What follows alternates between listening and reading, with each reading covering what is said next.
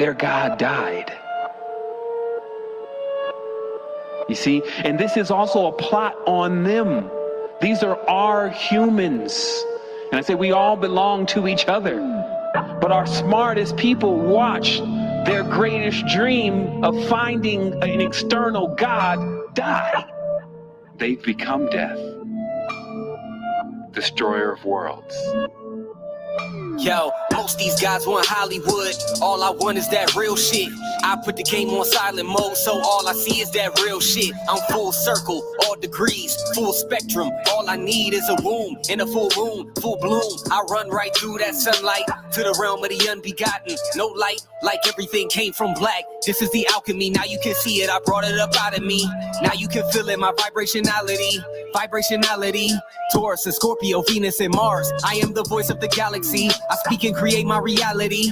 I am on fire, that water is burning inside of my eye. Everything audibly turning inside of my mind, converted to time. Now you can see how I see it. I know that seeing is believing. Soon as I made the incision inside of myself, made a decision to fly. Open your mind. All they gonna say is I'm tripping by how I deliver vibrational light. All they gonna say is I'm missing by how I position these thoughts in my mind.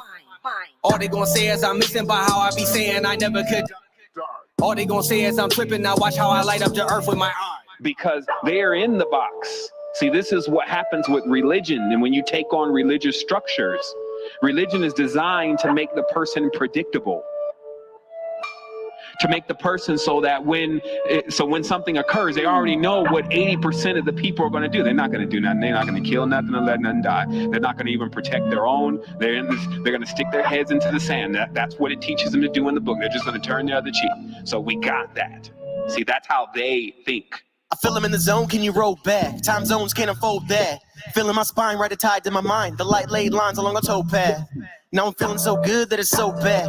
I tried dying once, but I came back. These infinite minds creating infinite times. I start trekking like a nomad. Now it's looking like glyphs on my notepad. Feelings that I never knew I had. Coming from this vision to alternated dimensions, said he's stacking up his wisdom for this long path.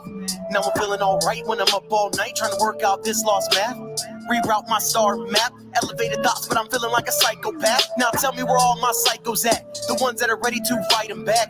Take back the lies, break the trance, reveal the truth to the youth so they stand a chance. Now I know there's a lot that I don't understand, but the least I can say is that I gave a damn, and I made a plan. Uplift every single woman and man to what they understand. There's a God inside waiting to take command.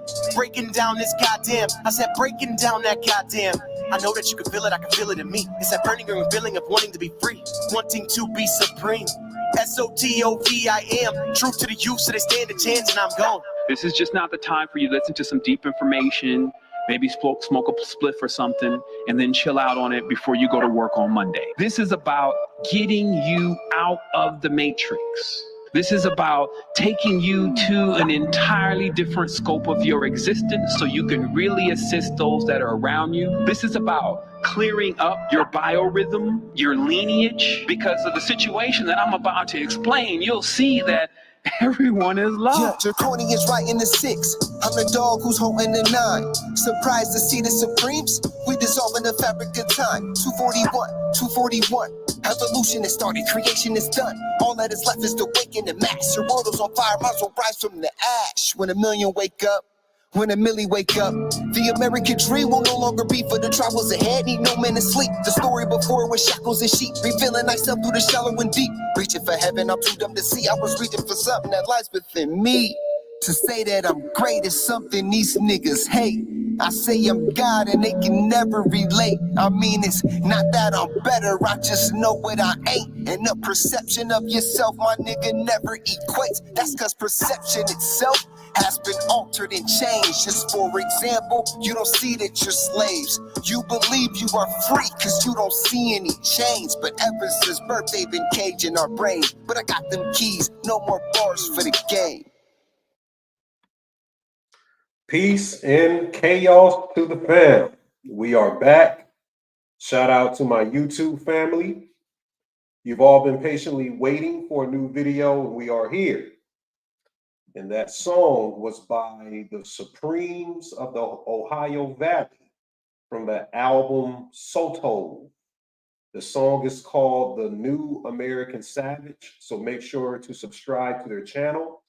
High frequency messaging and acoustics is a must. And I give a lot of credit to these artists who are trying to do something different or opposite with the tunes instead of that standard death model that we are used to. With that being said, welcome Nagas and Fangs, subscribers and newcomers to the True Occult newspaper. I need y'all to hit that like button and share the link to everyone right now. Let the family know that we're live. Even share the links to some of the dead people. They may be able to get a lot from this video. We're going to go in with this one. We got to get into it. So here at the Spiritual Shade Room, our job is to educate the masses on the hyperlucidal scripted world stage events that we are being masonically initiated into on a regular basis via subconscious programming. People are becoming more enlightened, more and more every day after seeing these continuous lies that's being fed to the masses. The souls are finally awakening now to do away with the holographic Maya once and for all. So here we cover spirituality, metaphysics, hermeticism, alchemy, physics of the soul equations, Aletheism, quantum chromodynamics, that's color physics, vibratory grammatography, mythology, esotericism, occultism, and Gnostic metaphysical insight into the lattices of the lower dimensions of reality. And how can we reconnect to the higher tiers of the triadic pleroma realms in Gnosticism that they say consciousness is being streamed from? So, the prototypical introduction. We have a lot to discuss today. I know everyone is talking about the new movie, Leave the World Behind, executively produced by Barack and Michelle Obama themselves. And we did a breakdown on that movie on Truth Mafia. Go over the Truth Mafia to get part of the breakdown.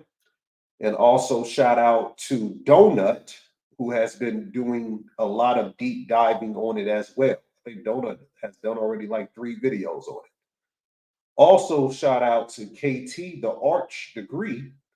He opened my eyes up to more angles today when I came across his video. So we will do another decode on that movie today on this video.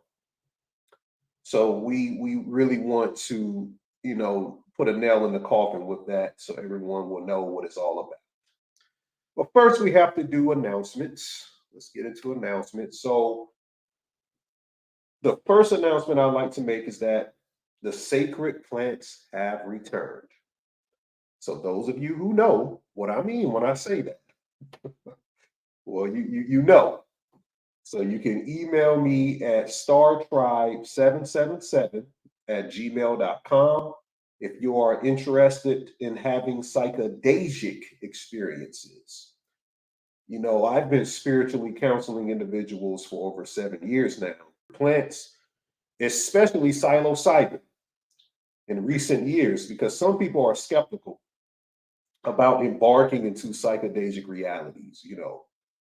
They kind of say it opens you up to negative entities. You'll see a lot of YouTube channels and stuff on social media, TikTok, about how these plants open you up to negativity, especially, coming from the religious folks, or is it really negative entities, or is fear of what you may see inside of the intergalactic landscapes within yourself? Maybe it's fear, because a lot of people I came across just talking about, magic, psilocybin, and what these things do. They just tell me straight up, it's not really all of that. It's just they fear what they may see. They don't want to come and enter those spiritual planes. You see what I'm saying? I see the Nagas and Fangs up in there. Shout out to Becoming Giant. Jared, I see Jared. See Katrina. Miss Aline. I see you, honey. Jules is Queen. Cody and everyone else. I see y'all up in there. Adonijah said he had a bad trip once. What's going on? I see you. I see you up in there. Hawkeye, you go by another name on Patreon. And Jorge. See Jorge too. So all I'm saying about these psychedelic states is that it means that you have the ability to possess the umbilical ray. There's an umbilical ray, just like you had an umbilical cord connected to your mother. There's another umbilical ray of communication to the primal mind of the creator. And we're not talking about the creator of the physical universe, which we will get into today. You know, the Yahweh people and all of that type stuff. We're going to get way beyond that. So that's what the psychedelic, because as I wrote in my book, The Blueprint of Darkness, I talk about the inner black sun within the earth. You know, the core of the earth is a plasmic being. A core, stars, all of these things are plasma. And we'll speak about the book Joseph P. Farrell's. He expounds on it. I've been talking about it all week on Patreon, but these plasmic beings are important to consciousness within this reality. So psilocybin, or what they call mycelium, is the largest organism on this planet. Its roots stretch deep within the earth, and they're like communicators to the inner black sun, which would be Sirius B. There's three forms of Sirius, three forms of the god Set. Sirius A, Sirius B, Sirius C. You can read about that in the book, The Holographic Universe by Michael B. Talbot. Universe A, Universe B, Universe C. There's interconnection, so there's a quasi definition to what the black sun is and what the inner sun is. So just bringing that up so we can understand that we all have psycho-energetic systems inside of our etherical spiritual bodies. The Vedics call them chakras or chakrams. And a majority of people, we spoke about this last or the two Patreon videos back, that majority of people, their chakras or psycho-energetic systems are tilted. You ever hear this thing that the earth is tilted in its orbit? Well, most people who have a tilting in their psycho-energetic systems and aren't aligned with the pole axis, you know, we're talking about polar physics today. These people don't know that they have a tilting in their psycho-energetic systems, and they experience more trauma. They are exposed to negative incarnations of reality, kind of like a hamster on a wheel going through these experiences. And they're stuck in the karmic patterns of Maya. We are here to study those karmic patterns so we can know why, you know, in relationship to our cosmic biology, do we face the things that we face. So there is a big mistrust to the spirit of those type of people.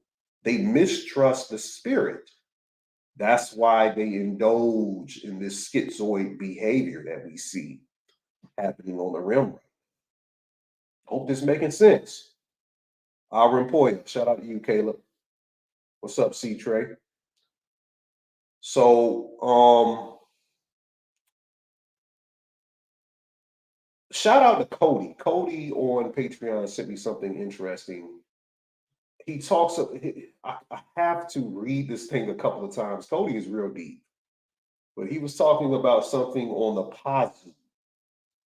The Pazu caught my eye. He explains it as an enchaining of a person's internal spirit to the demiurge, the Pazu, meaning that some people are incarnated with this Pazu, a ignorant soul, translated in Vedic terminology. So the Pazus, people come down here with these ignorant souls, but maybe the psycho-energetic systems are tilted. which means they are chained to a created soul, which is the Pazu of the demiurge. So they are literally the animal man, Pazu, and are at a stagnation of consciousness of the demiurge's natural evolution. So when Cody sent me that, you know, it was more he sent me as well. I'm looking into his new book that he mentioned, Hyperborean Physics. So he has a lot of info. Can't wait to read through the material. But, you know, we can't help all of these people who feel like that may have happened, but we can try to help some of those who at least are trying to see the light and try to get you freed from fears and stagnation of your spiritual progress, which will unleash your umbilical ray of communication to your yakada, which is the Hebrew word for the top layer of the soul, the actual UAP, UFO, that takes us across the all-pervading space multidimensionally. So me personally, I've had the most vivid interactions, either with deities. You guys can review my video, Nima. Shout out to B Sword. We should have some of those videos coming back to Patreon that was deleted. You said, how's that spelled? The word Yekada is spelled Yechidah. I put it in the chat for you guys. Look that word up. So the video Nima, very interesting video that was deleted on my last YouTube. Some of those videos will be re-uploaded to my Patreon. So go ahead and become a member to get that info, because that was one of the most classic videos I ever put out with my psychedelic experiences. But also the reason why I have those vivid interactions whenever I do a sacred plant ceremony, which I've done a lot for other people, is because I follow the path of the Naga. You know, I've dedicated a portion of my existence to the primal mind, because meditation is here to align us with the hypnagogic fractal symmetry of where we are in the spirit realm versus your physical situation. A lot of us are going through different things physically, but there is another situation you're in spiritually that you have to, you know, indwell into. And the Typhonians, they learn how to dedicate yourself to the conscious fields through to the secret tradition, which will be the lecture today, Polar Physics, the Secret Tradition. We did an introduction into polar stellar symbolism as 2 classes on Patreon last week and this week. And shout out to Mario Symbolic Studies. I watched his lecture on W.H. Mueller. Mario, if you're listening, that was a phenomenal lecture. We want to get you on here, you know, when we can. I'm going to try to reach out to you to try to get you. I know I can hit up Donut and reach out to you and get you on here. We got a lot of interviews coming up on YouTube. I've already talked to a lot of certain individuals, polarizing figures, and this type of information. So we have some interviews prepared for you guys coming up. But yeah, Mario's interview, it re-sparked my mind to some information I had on the Sethians, the Typhonians, and the polar tradition, because I introduced that book, Polaria, to a lot of people, which they read it and they got the other side of the polar tradition. But we've been studying Polaria for over 10 years. I got a lot of lectures on Polaria. So, so there's a lot going on. Speaking of polar physics, a lot of the conscious community, so to speak, or so-called conscious community, they've been talking about the plasma apocalypse. I did a video with Gen Z on Patreon on the plasma apocalypse, which plasma is high energetic matter. And if you get Joseph P. Farrell's book, The Demon in the Ekar, we've been studying Dr. Joseph P. Farrell's science and investigation into what the Sumerians and Egyptians revealed about plasmic beings interacting with priesthoods in sacred temples. By the way, me and Donut are preparing to do a collab to speak about what's going on in this book. Hopefully we can get Joseph P. Farrow on, because Donut has a relationship with him. That'll be great. If he can do that, that'll be very great, so we can ask some questions of what's happening with this. But I will propose a question to you guys. Are the controlling class of the Illuminati synarchy following the polar traditions, but they're not trying to connect with the primal Hebraic resh, R-E-S-H, which is a Hebrew word indicating getting back in the mind of God. The upheaval of code fusion reaches your head during meditation, and that's what connects you to the multiverse, which is the primal mind of the creator. But they're using the upheaval, they're using the same Kundalini techniques, because of course, if you're in polarity, speaking about the polar tradition, you don't always have to connect to something that's, benevolent, or something that's going to, move you forward in your spiritual evolution. You can be down for the devolution of the physical further. What if the Illuminati synarchy are using the pole science to connect with the cosmic artificial intelligence of plasmic intellecty parasites? We'll get into that term intellecty in a minute. The demiurge.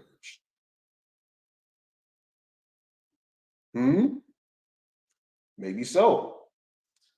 Is that why the weather patterns are being dictated around the firmament? I just saw somebody said they were out in Sweden. There's been a lot of pictures around Sweden right now. Put a 1 in the chat. I don't know who said that. They're in Sweden, but have you been seeing the plasma in the sky, or the plasma shift? Because we have to ask the question: is this why the weather patterns have been dictated, and the firmament is starting to react to the scalar wave technology given from those cosmic artificial intelligent egregores of CERN, which is ripping holes in the fabrics of space and time, hoping that the conscious fields of an Edomite god fills the spaces of the holes, which may reveal apocalyptic prophecies of this reality's fate. You said you've seen that color a lot down here in Florida? Okay, oh, it's you, Moonchild? You haven't seen it. Okay, a lot of people in Sweden said they've been seeing this. I'm in a plasma apocalypse group, and they've been talking about this all week. Yeah, a whole lot of pink and purple. They're coming out with the movie color purple on Christmas. Lord God. You see what I'm saying? Okay, Mario's up in here. Shout out to Mario. Symbolic studies up in there. Yeah, bro, we need to, I just was talking about you, bro. We need to connect and do some, I love your interview with Wolfgang. Love that interview. So, Lord God, this color purple movie coming out. And I've been speaking about the purple lights. I just moved in to a new living space, and these purple lights are everywhere. Now, some people are going to say, oh, it's the LED lights are going on low power. I don't believe that. I think they're purposely putting up these purple lights, and they're coming out with the color purple for Christmas, which we know Christmas is all polar science as well. And is it connected to the jab? Is it terraforming DNA? Is it a manipulative government weapon or secret society weapon that's being allowed? You said, doesn't weed grow with purple lights? I don't know. I have no idea. Okay, you're down? Okay, bro, I'll reach out. Definitely reach out to you. You said, look at the color purple's cover, black and white checker necklace. Let's look up the color purple. Let's look that up quick. So the color purple movie, because it's connected to the plasma. It's coming out on Christmas, which I'm not gonna watch it, honestly. I already know what the agenda is. Okay, I see the black and white checker. The sun in the background. You know, they got the sun with these ray lines, or what they call ray lines coming from the sun. Here's the black and white checkerboard on Taraji P. Henson. A lot of mammyism is going to happen in this movie, by the way. Just get prepared for it. They're bringing out the big stars for it. So yeah, he says optogenetics. Yeah. How light can change DNA. Purple transmits the most information. You might be on to something, Justin. I'll have to look at them again, Jared. People send me so much videos. I try to wrap my mind around everything. You said you was just about to bring up the purple lights and started after the C word. Yeah. You said Oprah has been in a lot of purple. This morning on the news, she was wearing it on 2 different shows. Yeah, she's promoting crown chakra. So yeah, that's connected to the whole plasma thing as well. This new movie, but are they trying to reveal apocalyptic prophecies of this reality's fate? And the firmament has been reacting to what they're doing up there. You know, scalar wave technology. The sky's canopies are changing. And there's quantum chromodynamics of color physics that reveals the strong and weak forces of atoms moving abruptly into other fields, which can introduce a photonic rearrangement to what color unveils within itself via the troposphere. Very interesting stuff. A lot of firmament connections. I want you to get the movie. Here's another picture, but I want you to check out the Disney movie Inside Out. They got the orbs in the background. Remember, I did the video on the orbs and these characters. Got flat earth symbology, all type of stuff. In the movie Inside Out, came out in 2015, it's more cinemamancy of how these movies can give a lot of science and understanding the metaphysics of popular subject matters in the occult arenas of context. This is a firmament movie. It's unveiling polar science and some inner spiritual alchemy happening in us all. If you look at how it's set up, it kind of looks like the Israelite cosmology of the firmament.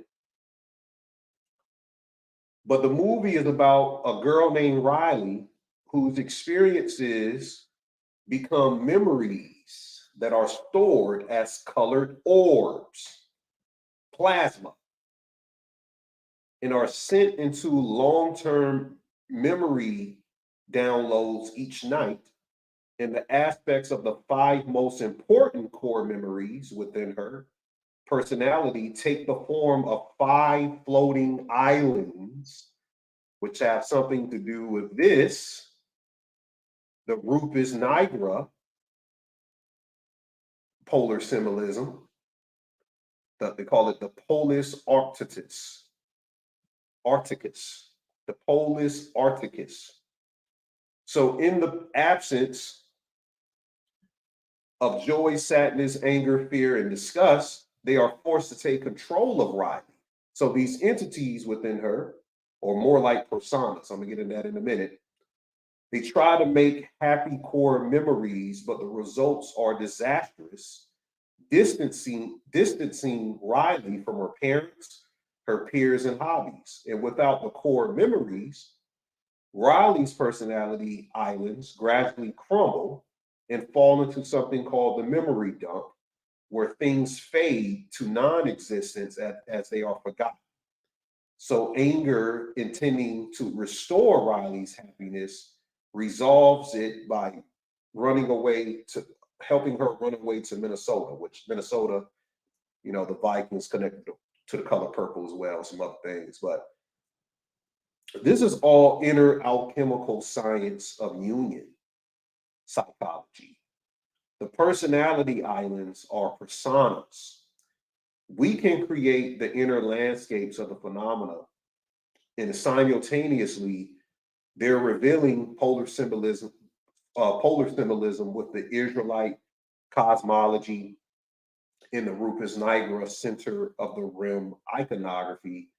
Riley would be representative of the Rupes Nigra, and around her is all of the personas, the islands are around where the black stone is. That's what the Rupes Nigra is called. I'll talk about that in a second. But the emotions are installing core memories to dictate or reinforce how her reality is perceived. So turning one persona into another is called shadow work. We take on these personas. You ever heard of sub-personalities? I spoke on that recently. So turning the personas, the word Nigra means darkness, blackness like the shadow. We also covered this in the last video, Corvus Tenebris. If you haven't reviewed the lecture of that video, please do. We talk about how to enter into these sub-personalities or personas through umbra kinesis and the shadow work that's redefined from the cliche-isms they tell you over and over. We give a more advanced concept of what you need to be doing with that. Now, there is no coincidence they're coming out with the Inside Out movie in 2024, part 2 of it. They're going to bring it back and do another one. They're getting ready to do another one, so you need to get up on par because we'll probably be breaking some of that stuff down in the next coming weeks. It's nothing but a cult newspaper. To those who can interpret and decode what's being entailed when these films are released. And speaking of firmament mythos,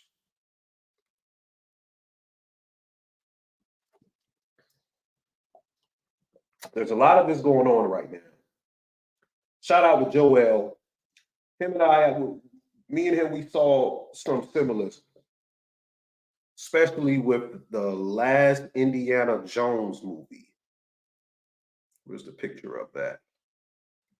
So in Indiana Jones, we showed the polar symbolism here. Indiana Jones and the woman in the movie, I forgot what's the name of the woman. They were tied to this pole when they were opening the Ark of the Covenant. On top of the pole, it had an eye on it. So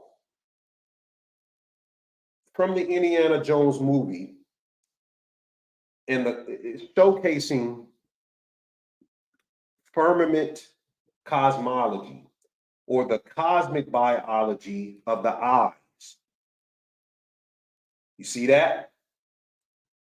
In the eye's anatomy is secrets about the cosmic biology and the firmament mythos. So Joel was talking how they love, eye symbolism, because that's the way our realm is layered. He says that the pupil is way in and out of the soul. And if you see this area where the black pupil is, it represents Maz, or the mother's matrix whirlpool. And that's polar pole semiotics that we'll get into. The mother symbolism, or the dark, all-pervading space. But they had this black, this dark type of theme when they're opening the Ark of the Covenant in the Indiana Jones movie, these angels come out and he tells the woman that's tied to the pole, close your eyes. If you don't look at them, they won't affect you. And the angels appear to be benevolent at first, but they turn into these horrible creatures that start to liquidate the bodies of the soldiers who open up the Ark of the Covenant. They start to erase them from existence almost. But there is a lot of occult symbology connected. The male and female, or Indiana Jones and this woman that's tied to the pole, esoterically means the Mason or the Ma, the mother aspect, and the son, the masculine aspect. And that's why they call themselves Freemason, because the Ma, or the woman, is the true Mason or the builder of the Temple of Solomon, which is the body. Then when chaos comes out of the tabernacle, it's good until they see the souls that are not worthy of looking upon the Ark of the Covenant open. And then they turn into these malevolent creatures because their souls were not pure, and they burn them up, kind of like how the pineal gland opens. If you don't have a certain biological, let's just say there's teguments inside of the brain based on your genetics and DNA, the pineal gland, when it's open, can cause spontaneous combustion to some people. They'll just light on fire. There's a book on that by Michael, I think, Harrison. It's called Fires from Heaven. Spoke about this before. Fires from Heaven. And in this book, here it goes right here. Try to blow it up for you. In this book, it says Fires from Heaven, a study of spontaneous combustion in human beings. Basically, some of these people open up the pineal gland, and because of their genetics and the way that their DNA is set up, they weren't able to filter out the cold fusion coming up the spinal cord that quickly, and they spontaneously combusted. True story that goes on. So a lot of this is connected to some high type science. But if you notice, also Joel was pointing out how they're surrounded by the mountain and the water. You know, Mount Sinai, the connection to the Mount Sinai in the angels of Enoch. When the soul gets devoured, they shoot straight up instead because they're being recycled back into the physical dimension, because there ain't nothing good going on out there outside of what you call the firmament. Everything, see, the NASA is going to deceive you. The word NASA in Hebrew means deceive, to tell you that there's some spectacular things going on outside of the firmament. But really, the spectacular things is going on within us, as you may know. So you should review Indiana Jones. There was a big ritual they did with Indiana Jones with the Lakers, actually, recently. The in-season tournament with the Lakers. This is to my sports people. But even if you don't watch sports, you got to pay attention to certain things, because it has a lot to do with the rituals occurring on the occult level. So the Lakers won the first in-season tournament ever in the NBA. Okay? Hold on, let me show you something. Let me show you a ritual.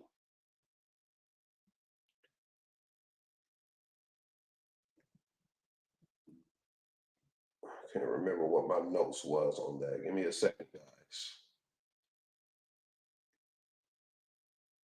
So the Lakers played Indiana, right? In Las Vegas. Where is the Super Bowl going on this year? Las Vegas. So there's already two connections with that. Las Vegas, Lakers. Okay, I just found it. The Lakers played the Indiana Pacers.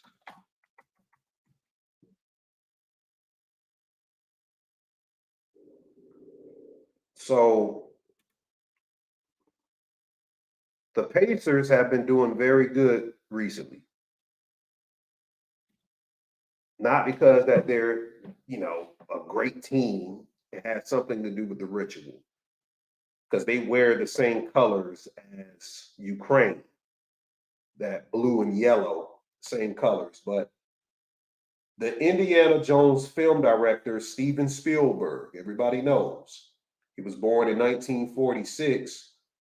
Indiana, the basketball team, lost the NBA in-season tournament 46 days after the season begins against LeBron James, who is 4-6 in NBA finals. The original film, Indiana Jones, Raiders of the Lost Ark. Who plays in Las Vegas? The Las Vegas Raiders.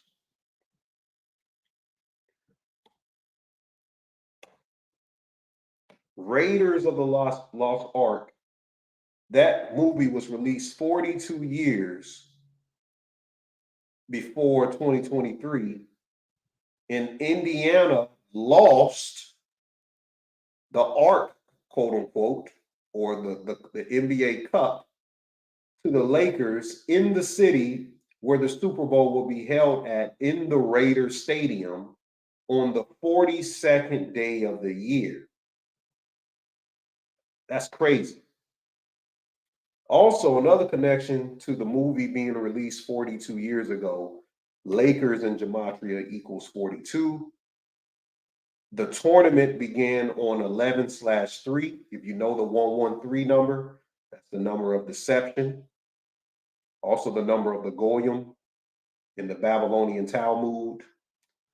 And Indiana loses to Kobe Bryant's Lakers 157 days before the birthday of the film producer George Lucas' birthday. And Anthony Davis was the best player scoring. Anthony Davis on the ground here. He scored 41 points to win the tournament. Kobe Bryant died at the age of 41. LeBron James scored 24 points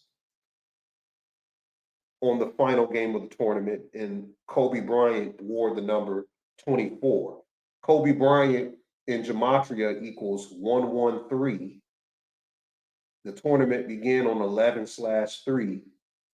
Kobe Bryant also equals 41. Anthony Davis scored 41, and it happened 157 days before George Lucas' birthday.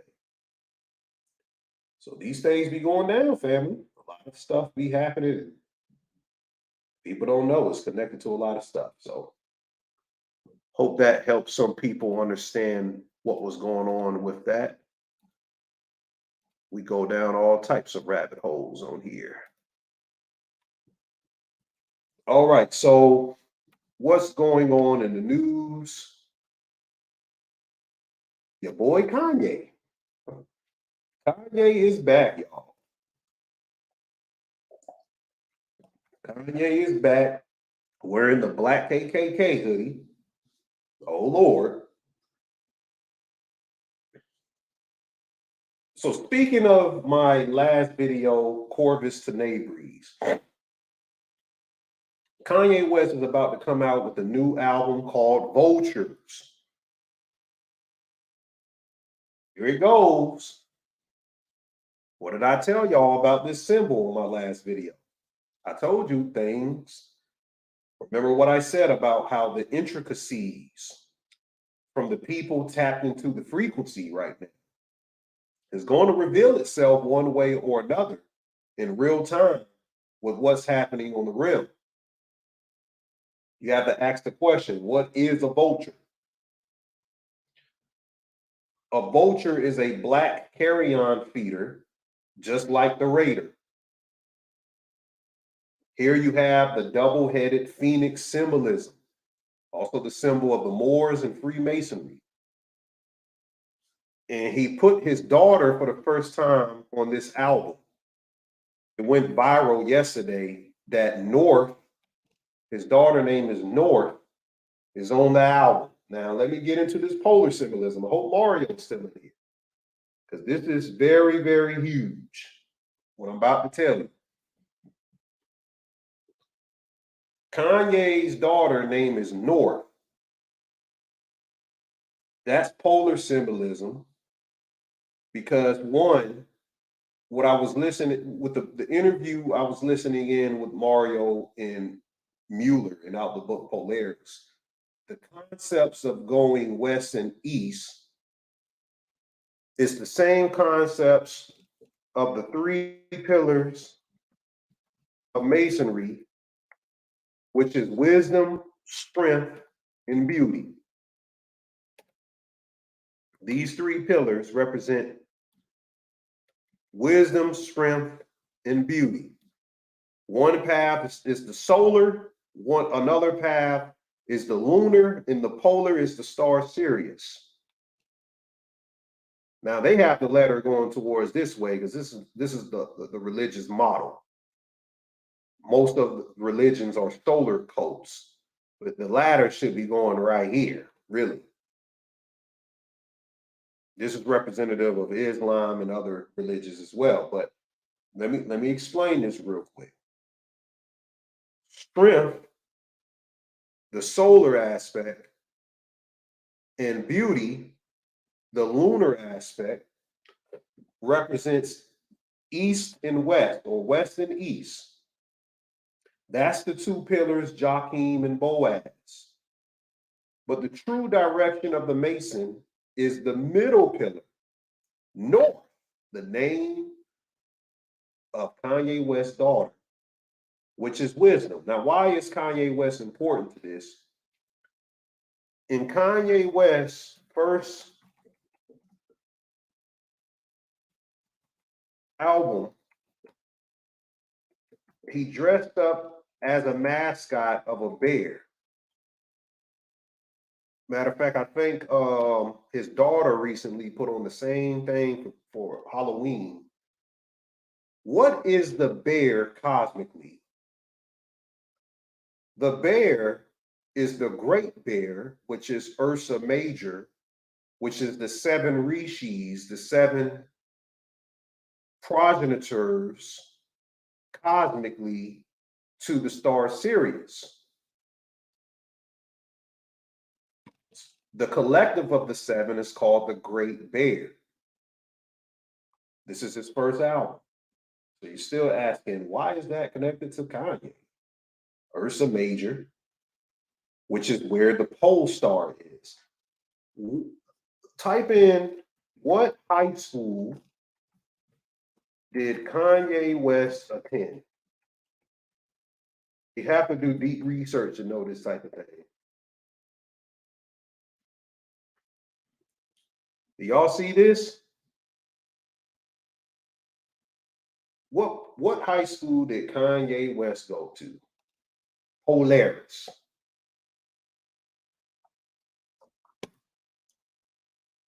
He went to Polaris High School.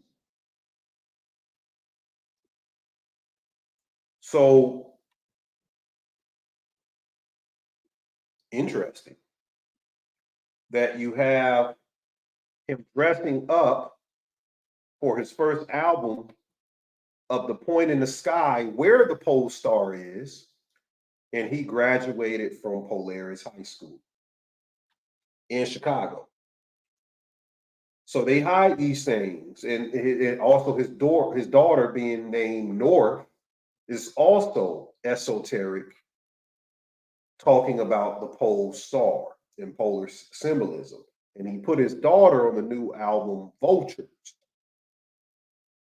which the album cover is showcasing the dark phoenix, the double-headed phoenix symbolism that I spoke on the last video. He also has Ty Dolla $ign. I'll have to look more to what's his significance. Probably something with his birthday. I didn't do a deep dive.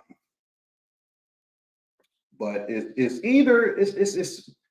very mysterious. It's either these people are being selected or they are the bird people that I mentioned last video, which is another word for clones, like chimera genetic mutations. You know, the splicing of DNA, they've been making these clones. And for all we know, there's 3 Kanyes, and they just show which and every one whenever they want to. They got another one locked up somewhere. All right, I know people anticipating this whole leave the world behind thing. Let's get into leave the world behind. Y'all probably getting bored.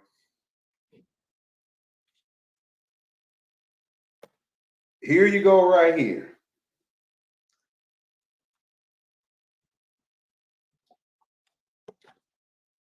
In the movie's cover art, they're promoting the god Baal in the names of the main actors and actresses. There is no coincidence they line these names up this way, everyone. No coincidence at all. They do these things all the time. And below it is there's no going back to normal. Okay? Now, speaking of plasma, before the movie was released, NASA let the world know that they had recently discovered something called the red sprite. KT spoke about this on his video, which was interesting. He didn't make the connection. He didn't make another connection that I'm gonna make right now, but the red sprite is defining how plasma, the array of plasma of lightning, before lightning descends down, these red sprites pop up and then the lightning comes out of it. They look like entities, don't they? They look like plasmic entities, like I've been saying. Now, what is the occult context that wasn't made from this? Who produced the film? It was executively produced by Barack and Michelle Obama, Barack being the 44th president. The movie is released 4 months, 4 days from his birthday. It was released on Netflix 4 months, 4 days. He's the 44th president. It comes 40 weeks and 4 days from Michelle Obama's January 17th birthday. So there is some gematria connections. We know the 128 code. I'll get into that too. The last time Barack and Michelle Obama was office, they showed you the Moish flag.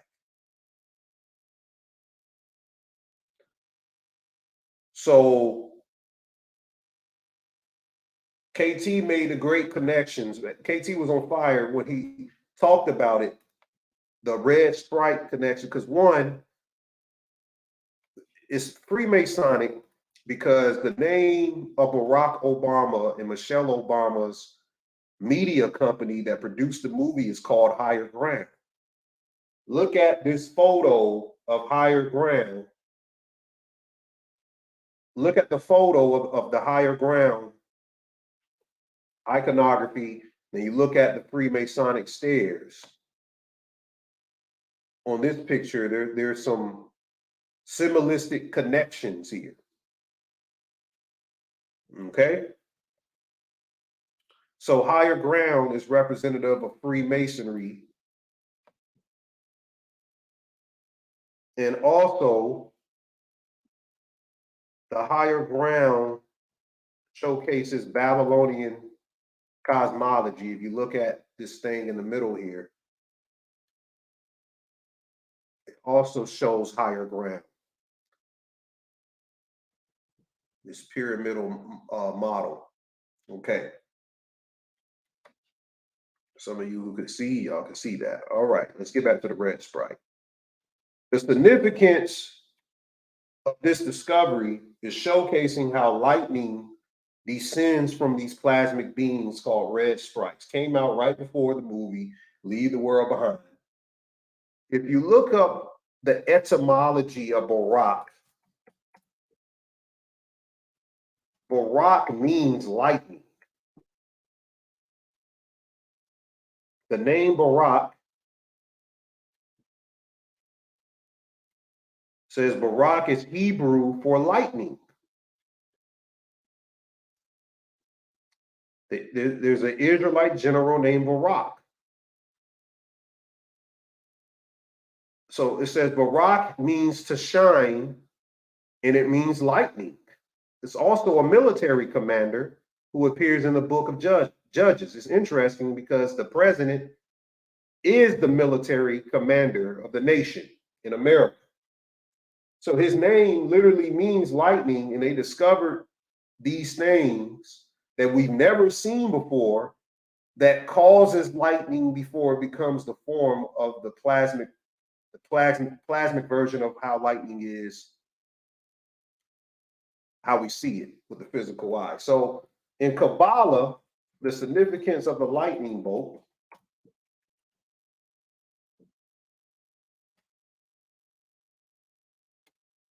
you see the lightning bolt I show in this picture all the time.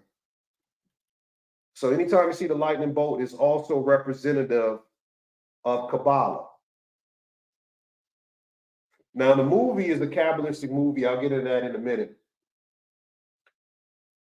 All right, so before the sonic weapon was deployed in the movie, Leave the World Behind, there was a sonic weapon similar to the Havana Syndrome weapon that went down in Cuba.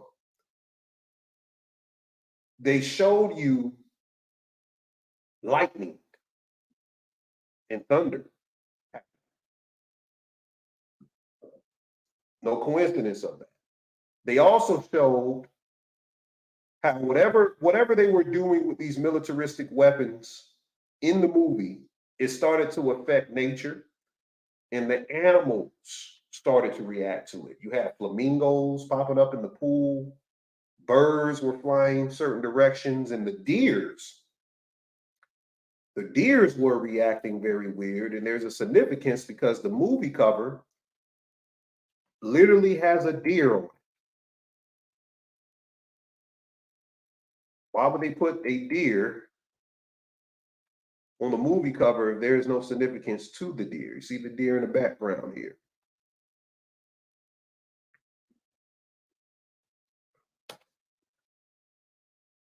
All right. Now, let me show you what this is. Well, let me show you the video of the deers and how they were reacting, and then we'll talk about it. I don't know if I saved the link, but if not, it's cool. Yeah, I didn't save it. Okay, so how it was explained by KT, you have to listen to what Clay, the husband of Julia Roberts, says about deers and their connection to Mesoamerican mythology. Yeah, we know about Sir Nunos. Tommy brought up Sir Nunos as well. That's where the word Sir comes from, the underworld god of the Celtic people, which is Sir Nunos, which is a deer god. But the deer symbolism, it also symbolizes the American deity Tlaloc. And to Tlaloc in Mesoamerican mythology, the word deer to the Mesoamericans or what deer represents to the Mesoamericans esoterically, when you see a group, a cluster of deers, like how you saw in the movie Leave the World Behind, they indicated that it represented an army of celestial stars in the physical. So they're representative physically of an army of celestial stars fleeing east to west to escape the powerful morning star Venus. That's more polar symbolism. You have it all right there. But that's interesting. They represent an army of celestial stars, these benevolent creatures called deers. It says in many Mesoamerican original myths, they feature the deer, a creature of modern day research. It pairs also with the sun, it pairs with droughts, and it pairs with the vital need to end droughts to help the rain and lightning come from the deity Tlaloc. So the Tlaloc is a lightning deity as well. Tlaloc also carries the sun. And if you look on the 7th day of an Aztec calendar, you will see a deer's head. But deers are also representative of prey to the physical realm now. So the people are prey of the Illuminati synarchy, also the cosmic artificial intelligence, the demiurge, and the activity of what deers are doing. It put the family, or at least the girl Rose, the youngest daughter of Julia Roberts, she went on alert. Now, Julia Roberts' daughter Rose is representative of people who can be connected to the conscious fields, like how high frequency beings are, but they don't have no direction, meaning nobody is filtering in something to help them give direction to what they're noticing. So you might hear a dead person come up to you and say, yo, did you see this? I know you be talking about this, I saw this. And they may not be into any esoteric science, but they can see certain things. She was noticing the configurations of the animals. She saw the white lion ship before it came on shore. She was seeing it completely clearly, but she was kind of schizoid because at the end of the movie, of course, if you've seen the movie, you know what happened with how she dipped way low in her root chakra. She ate all of these potato chips and all of this junk food in the bunker and was watching the Friends TV series last episode, which I'll get into in a minute. But she's wearing the NASA shirt, and we know the significance of NASA. If you put NASA as an acronym, you'll get, one, you'll notice when a rocket takes off from the NASA ports, they'll say T minus seconds to liftoff. Why do they say T minus? Because the word is actually Satan. It's an acronym for Satan, and the T is minus from here. I talked about that on Instagram. But NASA also means deceit in Hebrew. So these people are deceived. And we'll talk about the son of Julia Roberts in a minute in the significance. Okay, so let me get back to my notes. Yeah, this was a heavy movie right here. I think every one of you guys should see this movie. Yeah, you have to see this. So ultimately, what we are looking at in this film is a Moorish pamphlet of occult secrecy. We're also looking at the mother principle. The indigenous people were a matrilineal ancient civilization. Yet in physics, there's also, yet in physics and metaphysics, there is also a mother principle as well. So you have a matrilinear connection, and who's missing from the movie? The mother of Ruth and the wife of George. We never learned her name. I don't know if they said her name, but they said that she took a flight to Morocco. They said she took a plane flight to Morocco, and they don't know if she's alive or dead. But they did show on the back wall the colors of the Moorish flag again. On the back wall when they were in the basement. So we're talking about Moorish symbolism throughout the film. Now, the movie takes place in Long Island, New York. You have two sides of mainstream masonry. And this is when the sun comes into the connection. You have Yorkshire Rite Freemasonry, which they're called the Royal Arch. And then you have Scottish Rite Freemasonry. So in the movie, you have Archie, the son of Amanda and Clay, the White family. His name is Archie, which could symbolize Arch. The movie is in New York, like the Yorkshire Royal Arch Masons. Here's their symbol here. And Mahershala Ali plays George. The word George is very significant in Freemasonry. You know, George Washington was one of the first people to reveal himself as a Freemason. You had the George Floyd incident that happened during the C word whole thing. George Soros, y'all know how significant he is. The word George means to farm. There was a picture of the guy, Danny. I'll show him in a second with the cowboy hat. But it also means earth tilling, which is the same thing as farming. But George's last name, the Black family's last name in the movie is Scott. So that could represent Scottish Freemasonry. Archie is all about, you know, what a common teen would be about. He's thinking about sex, girls. He's the ultimate representative of the root chakra in the movie. But there's a significance to all of the male characters and all of the female characters, and it goes back to Cabala. The movie is showing that the divine presence is being made known dominantly in the women.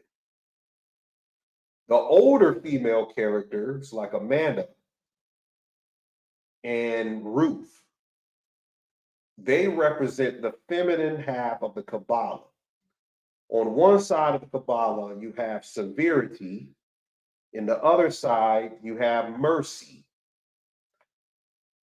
Severity is the feminine half of the Cabala, and mercy is the masculine half of Cabala. You see that being played in the movie between the two fathers, Mahershala Ali and Ethan Hawke.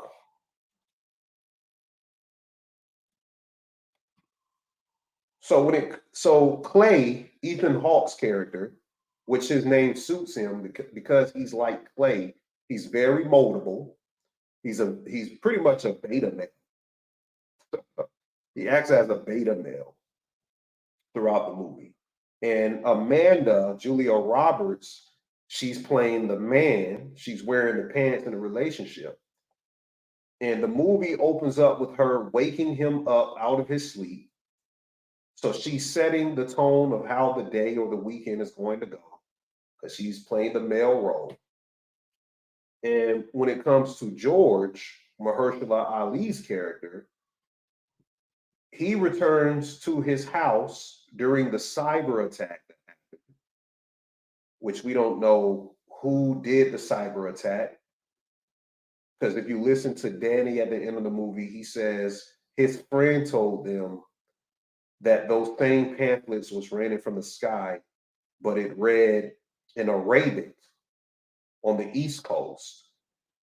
On the West Coast, it read, I think it was in Spanish. So wherever you were in the United States, you got the same. Let me show you the pamphlet. You got these flyers or something. It's more like flyers that symbolize blood raining from the sky when you see the actual thing happen. But it has the demiurge, the Yaldabaoth character on these flyers. And Archie, who's representative of the Yorkshire Masons, he says that it represents the death of America. Could it be symbolizing that the Freemasons' job is to corroborate to end America? You see? So that's one thing. But when George returns to his house, so imagine pulling up during a cyber attack. You come to your house, you know you rented out your house to these people, but it's still your house. Also, you see the Illuminati eyes back here. So he comes, he asks them, could they stay for a night? Or at least until they figure out what's going on with the cyber attack. He's also representative of the mercy side of the Cabala, because he doesn't even, what he tries to do is leverage the situation and make things comfortable. He's trying to make things comfortable for this family. But if you, let's think of it this way, if it was your house and a cyber attack was going on, you probably would kick these people out your house. You probably would say, hey, I'm sorry, or at least let them stay one night and then say, hey, you guys have to leave in the morning. Because he did return like most of the money. He gave them $1,000 out of his safe, but y'all get that. So both fathers they're representative of mercy, because George took mercy out on them, and Clay, he takes mercy as well. He's very beta, and he's not at all of the severity side of the Cabala. But also, this thing is symbolizing something significant. Julia Roberts' character couldn't believe that some melanated people could afford the home that they're living in. Now, the irony is, in real life, Julia Roberts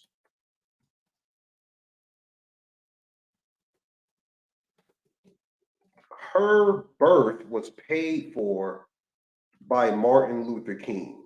A lot of people don't know that. So the irony of her not letting these Black folks in and thinking that Black folks don't have money, when Coretta Scott King and Martin Luther King paid for Julia Roberts' birth, is crazy.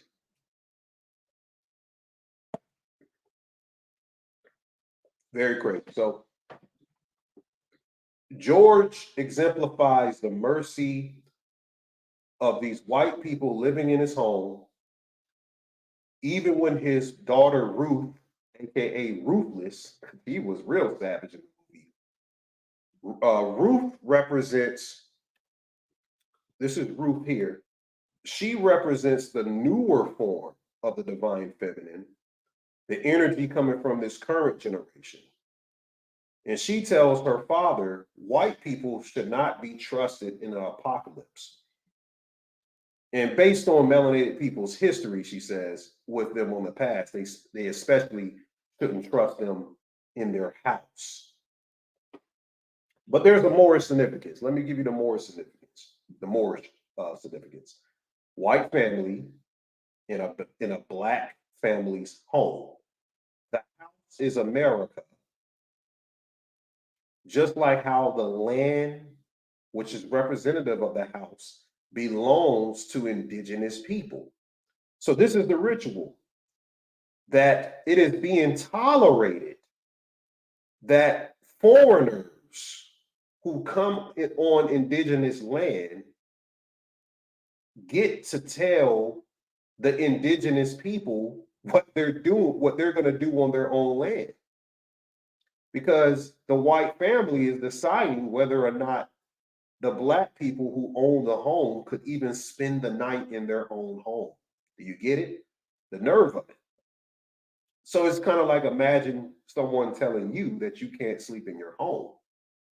That's what's happening in America from a Moorish sense of view.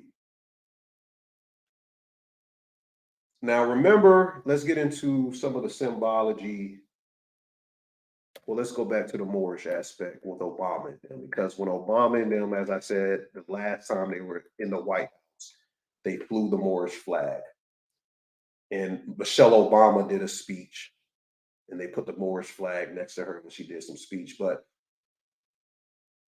what's going on in America is another group of people are on Moorish indigenous land, telling the indigenous originators of the land what to do in their own establishment. Remember, the mother and wife of George and Ruth had taken a trip to Morocco. The country, Morocco, was the first country who signed a treaty with America and made the rest of the world know that Morocco supported America becoming a new nation. Morocco is significant because during the 15th and 16th century, Morocco controlled most of the trading at sea during that time, which was the envelopment of what's called maritime law. Maritime law is Moorish or Morocco law. Now, what happens in the beginning of the movie, what pops off everything is when this ship called the White Lion barges in on land. Of course, White Lion and power grid equals the same thing. Now, the significance, you have an oil ship hitting the banks of the beach. So you should get it from that direction. And KT did a good job of explaining that oil ship hits the banks. Could it be speaking about slave ships, or maybe deeper? Oil is hydrocarbon, melanin is carbon. Or you look at how oil in the banking system is synonymous. So oil hitting the banks and oil are synonymous. God to the Illuminati is gold, oil, and diamonds. That's the acronym of God, gold, oil, and diamonds. Oil, it crystallizes into hydrocarbon, or oil crystallizes into diamonds when it sits under the earth over billions of years. It goes through a nucleosynthesis and it becomes hardened diamonds. So a lot of people don't know diamonds come from oil hardening. The White Lion, let's talk about it. Barack Obama is a Leo in his Western astrological sun sign. In South African mythology, it is said that God will send his people in the form of white lions to redeem the world when it is in its end times. It also said that God will send a white lion, or a white lion will appear on the planet via a mutation genetically through albinism. Just as I showed last video, the white raven that went through a albinistic mutation. It says that God will send a white lion. So when the white lion appears, it means that the world has to be redeemed from the end times. The original Israelites, or the lost tribe of Judah, is called the lion people, the people of the Sphinx. Also, you hear of the Lyran constellation, which coincides with my last video as well, because the original, so the Lyrans are called the Lion People. There's a book called Lyra the Lion People. But originally, the constellation of Lyra was the Phoenix. Originally, Lyra is the Phoenix, also representative of the eagle in the United States of America. But Lyra is also the lion. So the white lion ship in general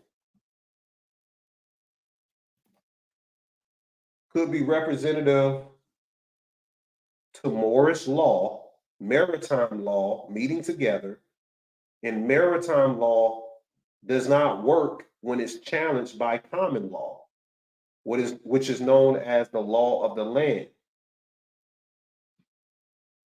They're showing a whole lot in this thing. They also got the symbol of Saturn right here, which is karma.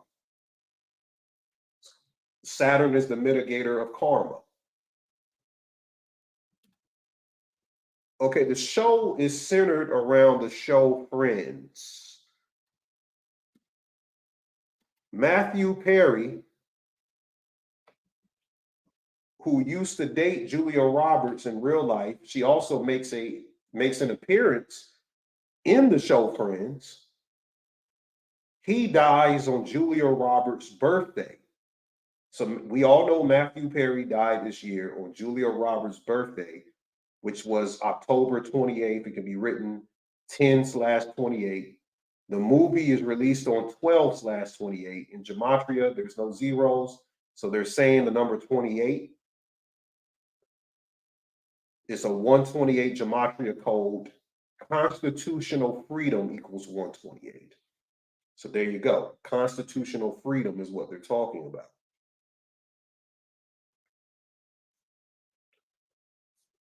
His full name in the show is Chandler Moriel Being. Here we go again. The movie Leave the World Behind is centered around the show Friends. He's the star of Friends. He dated Julia Roberts, the main movie character. And the character he played in Friends is an angel named Moriel. Now, Moriel is in the second sphere of angels in angelology. It is the angel of the month of June, associated with the sign of Cancer. But in the apocryphal, Moriel becomes Abaddon, the angel of death. So his name is symbolizing the angel of death. But what's interesting, it has more in it.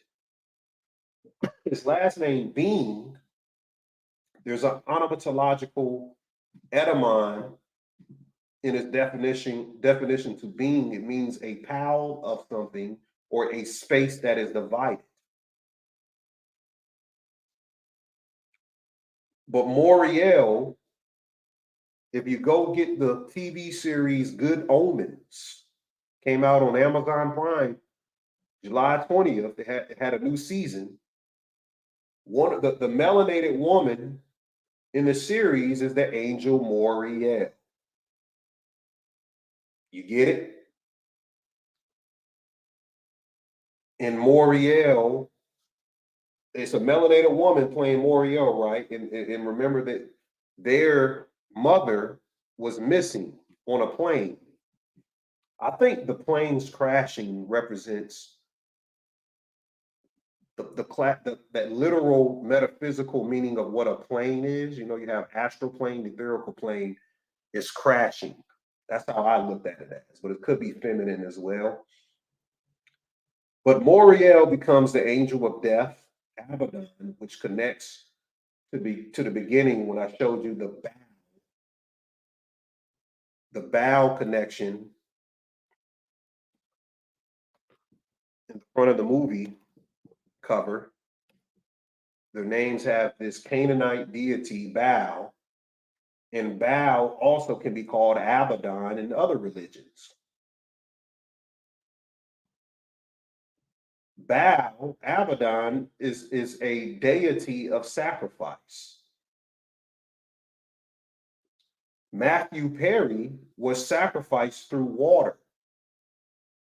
The first sign of the apocalypse in the movie bestows itself in water when the oil ship hits the bank, symbolizing the banking system collapsing, and it symbolizes the threats against indigenous laws of the land versus maritime law, the destruction of America, sacrificing the slaves for a capitalistic economy.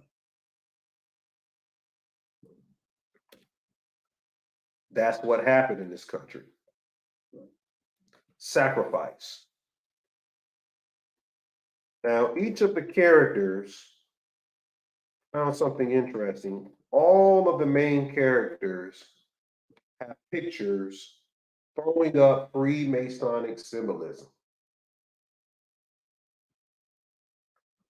All of the characters, the main ones, or at least the adults, they all have the one-eye symbolism, or they're putting their hand in a jacket. That's Masonic.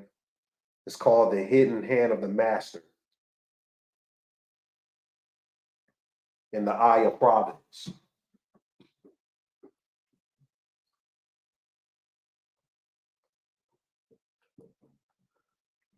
Also, speaking of cyber attacks, right after the movie came out, it was announced Chinese affiliated hacking groups infiltrated critical American infrastructure, including Hawaii water utility and at least one oil and gas pipeline. Well, Obama is from Hawaii. That's who produced the film. There's the cyber attack connection.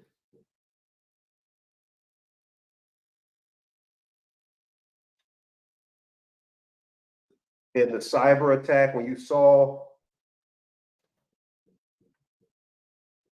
this on the news, it says cyber attack across the country.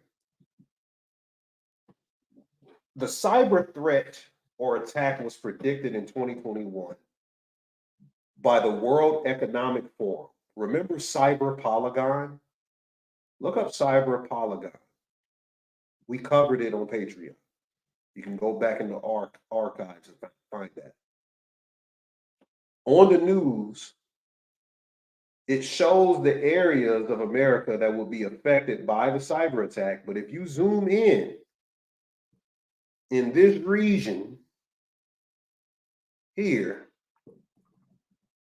you'll find a QR code, which looks like it has an entity inside of the QR code. But when you access the QR code, it leads you to a place called Lake Shawnee.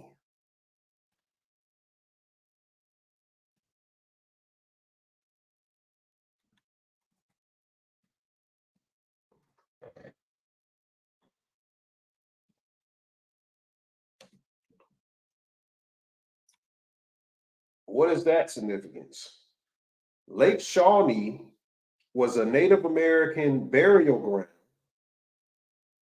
which had a lot of violent deaths that took place on this land. And it's called one of the top 10 haunted places in America, where a white family, the Clay family, remember in the movie, the father's name is Clay. And I said, wow, I saw that connection. Clay here in the middle, and we talked about the significance of the blue. You know, blue is 666 terahertz when broken down, 666. And also Democrats wear blue. Obama produced the film. Mind control. But Clay here, the family of Lake Shawnee, there was a white family called the Clay family. The father name was Mitchell Clay. This white family lived on a 800-acre farm where he and his wife raised 14 children in 1783. They have two of their kids who gets murdered allegedly by Native Americans. One is a son, another is a daughter. One of the boys' names was Ezekiel. I thought that was interesting, but could it have been that the spirits of an indigenous Native American, since it's a sacred ground of indigenous Native Americans, could it have been that the spirits cursed this family for living on this land, which was a Native American burial ground? Also, I see some polar symbolism as well. A lot of polar symbolism right here. But it goes back to the American mythos of it all. Goes through American mythos of what happened here. What actually happened in America was the murdering of indigenous people to establish a country. Now, there's a lot of little things that I pointed out. He has Bikini Kill on his shirt, the Illuminati eye in the middle. They're playing Jenga. Okay, here's the photo with the farm supply. Here's the blue again. A lot of blue throughout the movie. And there's a Spanish lady that a lot of Latinos were mad at the movie because of the depiction of Latino people was kind of messed up. She was trying to plead with Clay. She was speaking in Spanish, and they wouldn't show what she was saying in Spanish with the subtitles. So I looked it up. She says, "Thank God I found someone. I'm trying to get back home. I'm lost.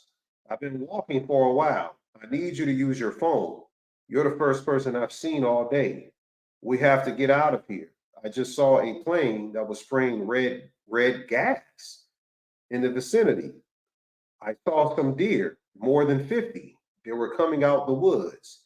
Please, I need to go home, sir. A military plane appeared and fled. There's no one around. Is it a chemical attack?" And then she just goes on and, and please, but he ends up just leaving her in the middle of nowhere. So we never know what happens to this woman, We don't know what happened to her. So, yeah, the Latinos mad at their representation. Yeah, I also said go look up Cyber Polygon. But earlier this year, it was predicted that a catastrophic cyber event is likely to happen in the next 2 years by World Economic Forum's Global Cybersecurity Outlook 2023, released in early January.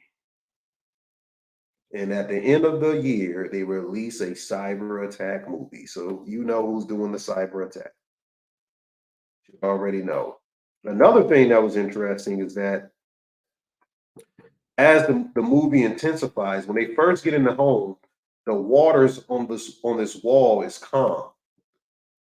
But as the movie increases with the tension, the waters begin to change every day. So I found that interesting. So it's very much connected to alchemy of water, water being representative of the soul as well. And one more interesting clue. Did you guys know that Mahershala Ali's character was supposed to be played by Denzel Washington?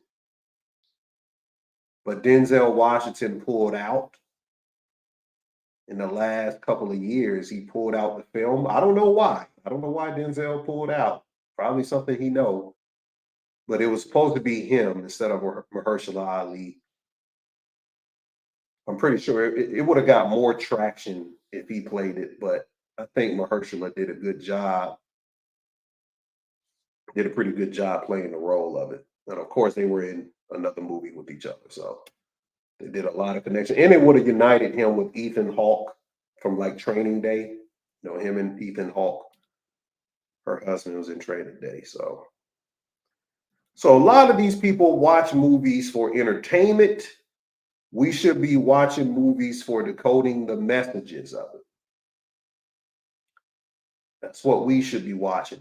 Trying to decode, and it helps for you to diagnose things better instead of just trying to be entertained all the time. All they want to do is entertain you. There's enough entertainment going on. It's time to expand the mind. All right. Let me get into a little bit more hyperlucidity and we'll get into the lecture. What's going on? What is going on? There's another movie I want to break down, but something you need to look at is this Monarch Legacy of the Monsters. I've been talking about this on Patreon the last couple of weeks. The episodes come out on every Friday. I think there are a couple of episodes from the finale. But I was questioning, why the hell have they came out with like 4 Godzilla movies or TV series in a month? I'm like, so they just came out with one Godzilla. There's a Godzilla movie called -1 that came out, I don't know if in Japan or something. It just got to America. So this is one movie that was just released in 2023 on December 1st. Then they came out with Monarch Legacy of the Monsters, which is real good. Very good. Now, as you may know, the monsters in Godzilla's are called Titans, or Muto is another name, but they're mainly called Titans.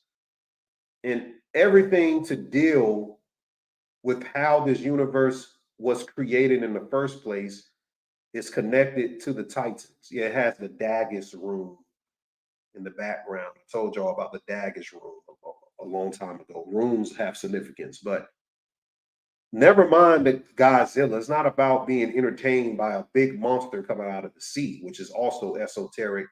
The Leviathan coming out of the sea, which ain't nothing but your goddamn consciousness coming out the subconscious.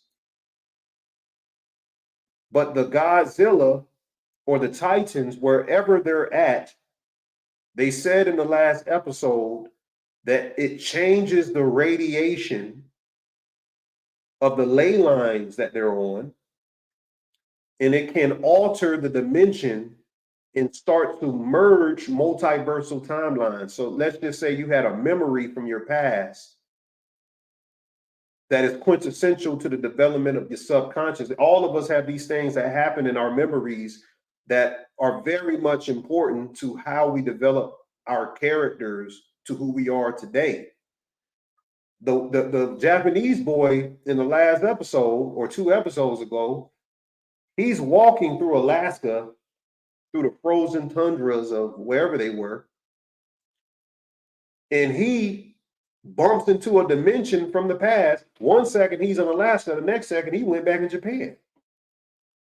So there's some things connected to the hollow earth and interdimensions on the planet where I believe on certain ley lines, these stargates do open. You can literally probably walk through certain stargates that military and the synarchies around the planet have a big grip on, but you can literally go into certain places and end up somewhere 100,000 miles away, like doors, portals. And they probably found these things or found a couple of them. And they just made some type of symbolism connected to these Titans to it, but that's all some inner type science type stuff. Said Godzilla -1 released on Japan on 11/3 Apocalypse equals 113. But just give the TV series a try at least. Godzilla and Godzilla vs. Kong is about to come out, which is speaking about the animal man versus the Nephilim man. Let me explain this. There's certain people who come from an angelic hierarchy of a lineage. That means their DNA, when I spoke about the pineal gland earlier, their DNA, and yes, it gets into the RH, negative, positive type thing. It does get into that. But there's other spiritual lineages that people come from, which is the angelic hierarchies. And other people are more conditioned to this animal splicing of DNA, and they can't connect to these higher planes of existence because of the blockage of where they originate in their spiritual lineage and genetically. So I think that's the Kong and Godzilla relationship. They're going to be going against the king of the hollow earth, some big orangutan called Scar, which I think is silly, but there's going to be a lot of science in it because Godzilla gets this purple aura, and they said he mutated or he evolved into a higher form of himself. So I'm looking forward to looking at that, even though it got the trans colors and all of that. You said, have you seen the dude videos on here with the Nephilim look like clowns? I don't know what you mean by that, Starstruck. You said there's an anime on Netflix called Gamera, the huge turtle. A few nuggets in there. Okay. Okay. Might check that out. Gamera. Oh yeah, here's the trans flag colors again. If you don't know, all you got to do is type it in.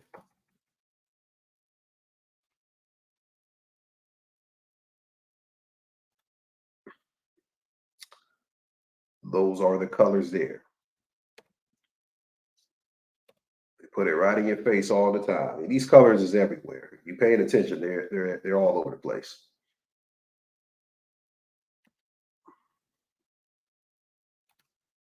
All right, what else is happening? What else is going on? I'll get into Candy Cane Lane in a minute. I'm going to talk about that. So I spoke two or 3 weeks ago about the Tesla Science Laboratory being set on fire. Do y'all remember when I spoke? Some of y'all that's on Patreon remember that. So there's something called the Rainbow Bridge that was destroyed.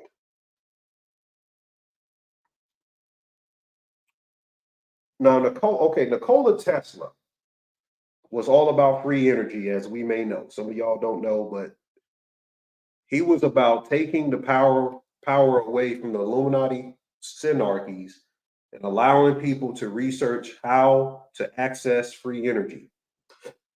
That's what he was all about, studying the physics of it. Now, Niagara Falls had one of Nikola Tesla's main laboratories there. And his laboratory was right across from a place called the Bird Kingdom, which is interesting. I talked about the bird significance last lecture on YouTube. Nikola Tesla and gematria equals 38. If you look in the Marvel movies, they always mention this Nordic theme with Thor and Loki and Odin and all of this stuff. And I speak about how the days of the week aren't nothing but Nordic deities. Sunday is Sunagog, Monday is Munagog, Tuesday is the war god Tyr, which would be Mars in Nordic mythology. Wednesday is Woden's Day. Woden is the Old Norse linguistics of Odin, Woden. Thursday is Thor's Day, Friday is Freya's Day. So all of this stuff is Nordic. It's all Nordic. They love this Nordic stuff.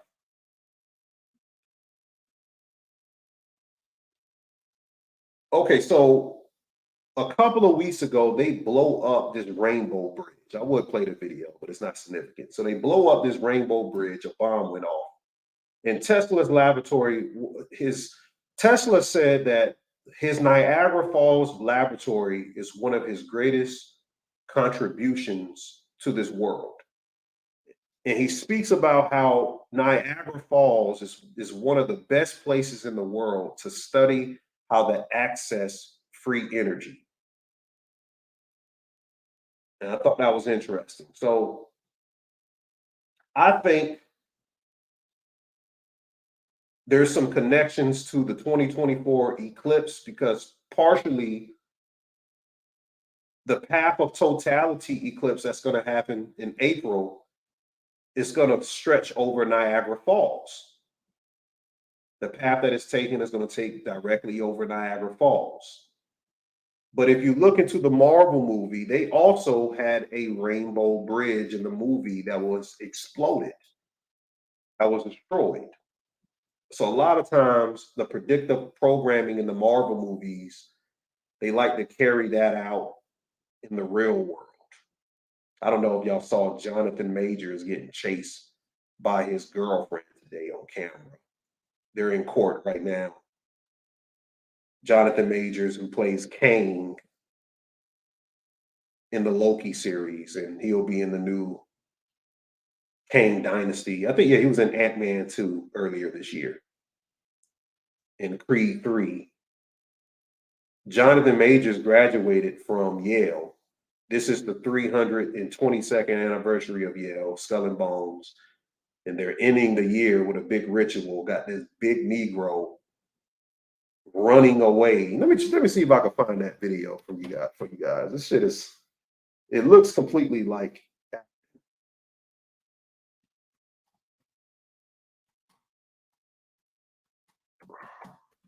he's running away from his girlfriend.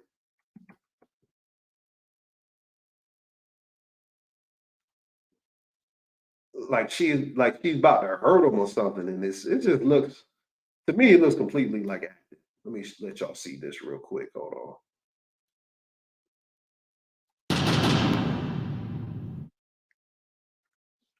All right, so watch this. So they're getting out the car.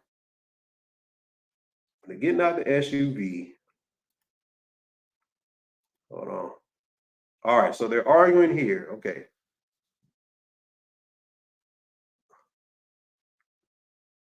Then he just starts running. They're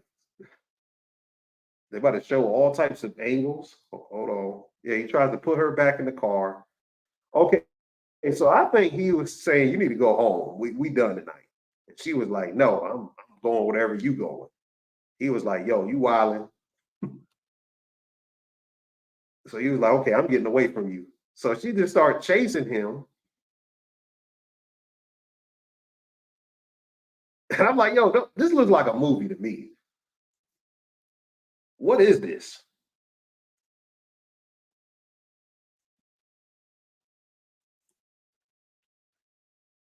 You say he looks scared? What is he scared of? I mean, she got a gun or something?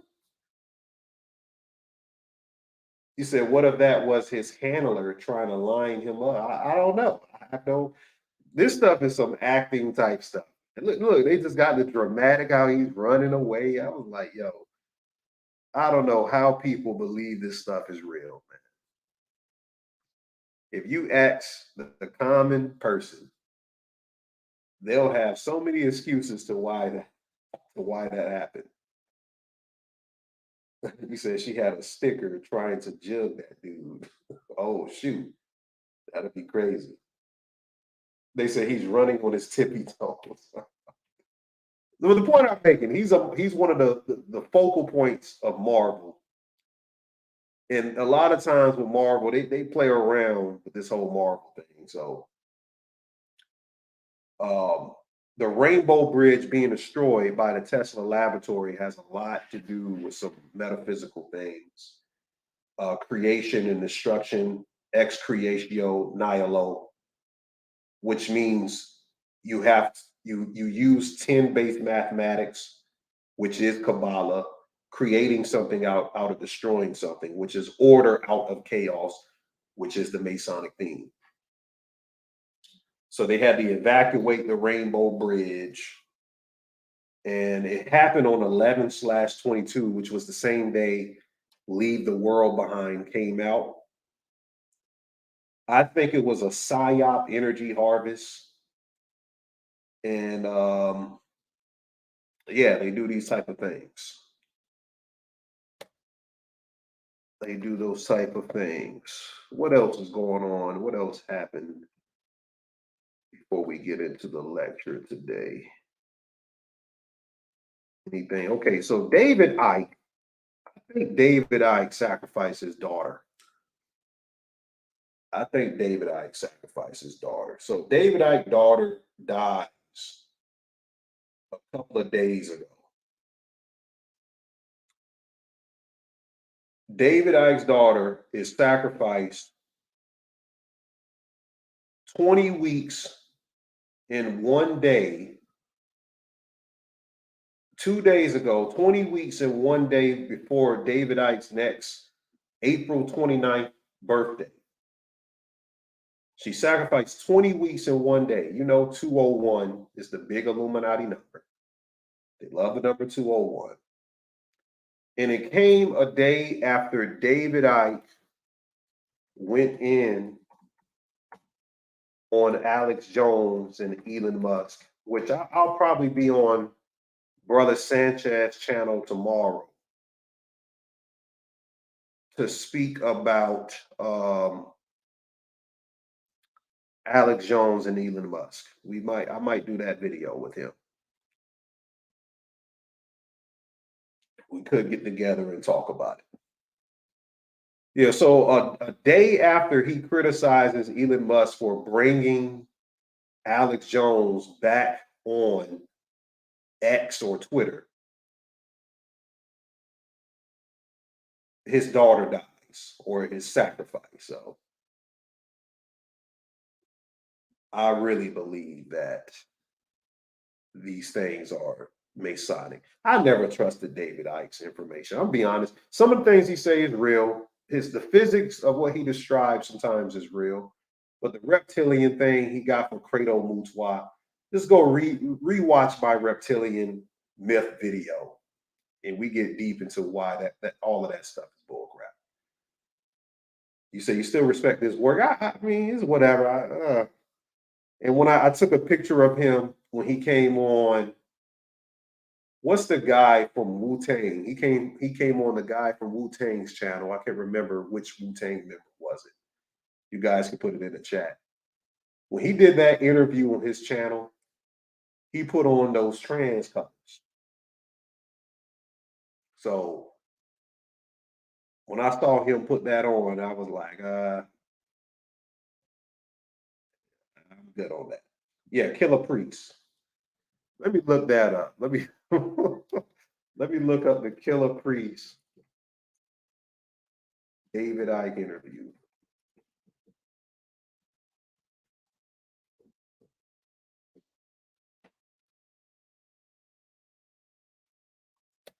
David Icke. Okay, do y'all see them colors? I don't want to play. Those are the colors. Like the whole time in the background, he has these colors.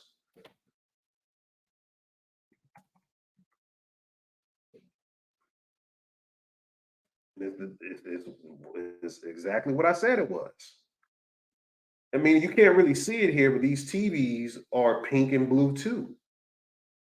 I don't know if it gets brighter throughout but I watched this interview and I'm like, yo, it's clear as day that these people are Freemasons, man. I'm sorry, guys. Y'all probably like his information.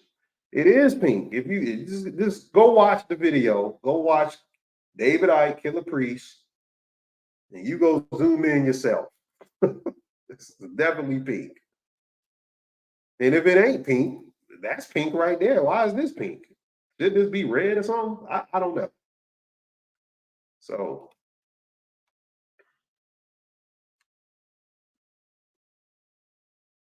all right, so let's see what else going on. What time is it? Okay, we got a couple more minutes. By 8, I want to get into the lecture. I want at least an hour to get deep into some stuff. Yeah, on college game day, they did a skull and bones ritual with Bill Belichick and Lee Corso. They had him put on his skull and bones helmet, and Lee Corso can't even speak, man. Lee Corso is so old. This guy can't even speak barely. And they still got him putting on these mascot heads. But he put on the GOAT, the UNC Tar Heels GOAT mascot head, which is representative of the Baphomet. And they have Bill Belichick raising his hand, just like the Baphomet does. And he's wearing the skull and bones on his helmet. So somebody pointed that out, but I saw it live. And I just started laughing out loud and said, wow. I just happened to have it on when my son was up in here. I said, wow. This stuff is going on at all times. They don't care when they do it. And nobody would realize this. If you just college football fans, you would just think it's UNC. And what is that, an East Carolina helmet? Maybe so. I don't know what type of helmet that is. So that was something that I spotted. What else was happening? You had the Sauce Walker thing. I don't see really nothing that's too much of an importance for us to talk about. All right, let's just get into the lecture. Let's talk about what we're going to go into today.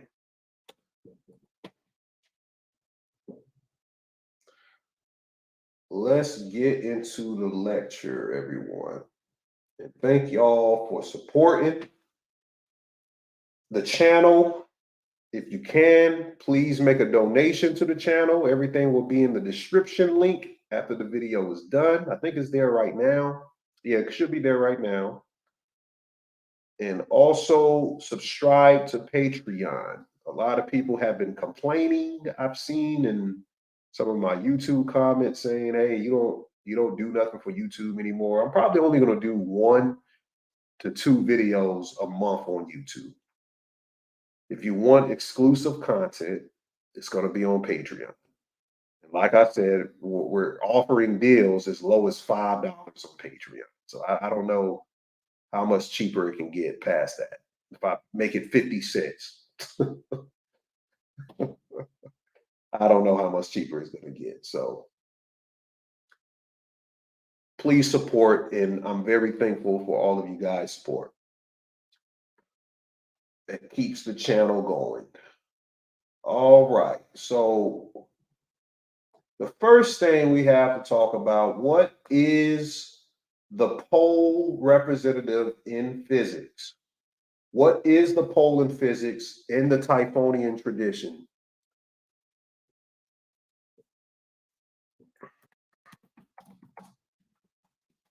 Let's type that in, see if we can get some images. And I'm going to talk about it right on here. I know which image I'm looking for.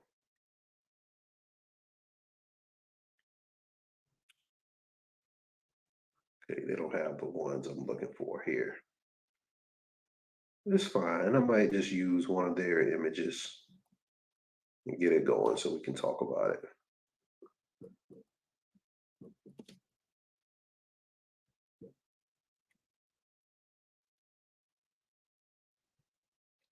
Yeah, they don't have it. All right, so we'll go with one of their images and keep this show going. So,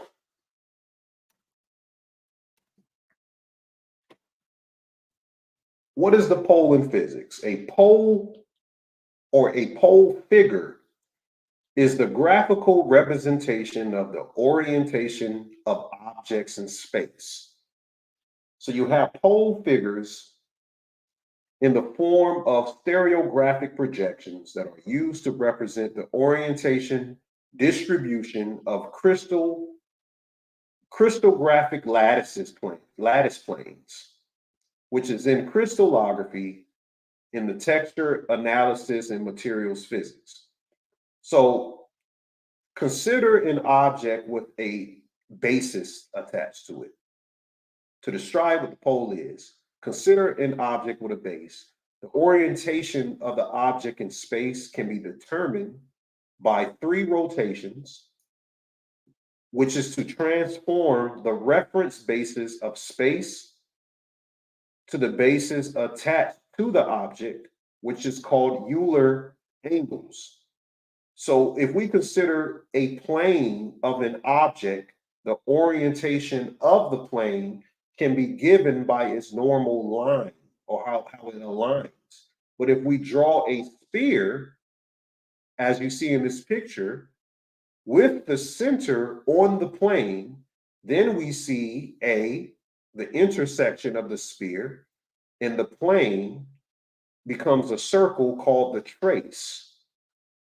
So the circle around here is called the trace to where the pole is. Then B, the intersection of the normal line in the sphere becomes the pole. So the intersecting here is of the normal line, and the sphere in itself is the pole, and there's a north side of it and a south side. But a single pole is not enough to fully determine the orientation of the object. The pole stays the same if we apply rotation around the normal line, and the orientation of the object is fully determined by the use of poles in 2 planes that are not parallel. All right, that's the science of it. And we're going to have questions, everyone. We'll have questions on everything I'm about to speak on. We're going to go real deep. You said, is there videos daily on Patreon? We do about 3 to 4 videos a week on Patreon. We do about 3 or 4 videos on Patreon. So if you're a flat earther, okay, first. No, I'm not a flat earther, so you don't have to support. I'm a get the fuck off of earther. That's what I am. I don't care if the earth is flat or if it's round. But I like the science of flat earth. You said first time listener. You're great. Thank you. God bless you. Thank you, Amanda. Appreciate you. Okay, let's get into it. All right. So the Typhonian traditions. The Typhonian tradition is the polar stellar tradition.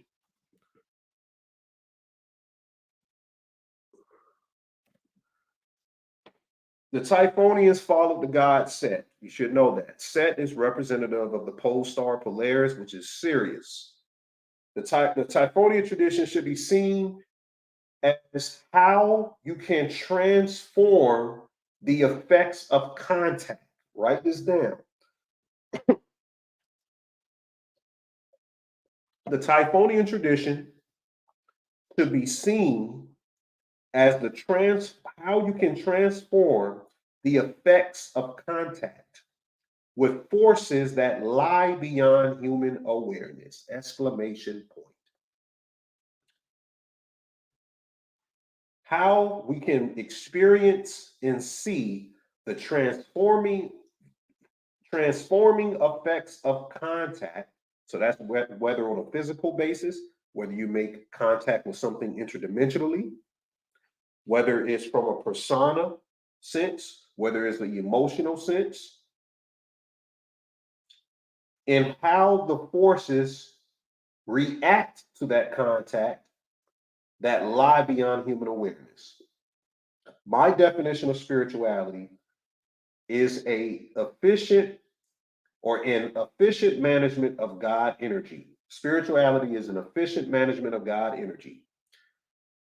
So we have to efficiently manage the God energy and observe the transforming effects of contact, whether it be physically, or whether it be something physical that go beyond or lies behind human awareness.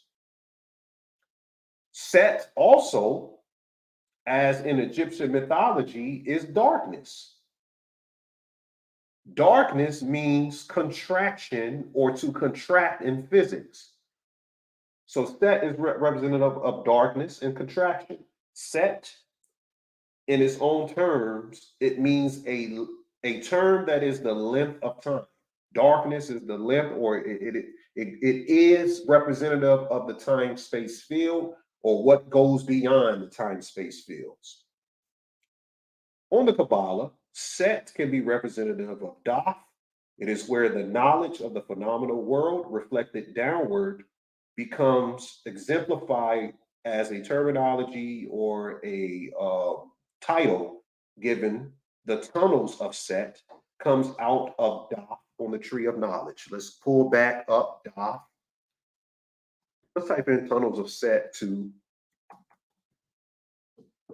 And this is the truest, deepest explanations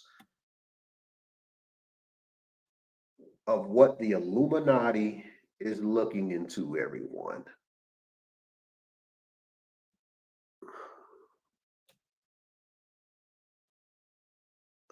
Okay, I don't see what I'm looking for. Let me just try Da.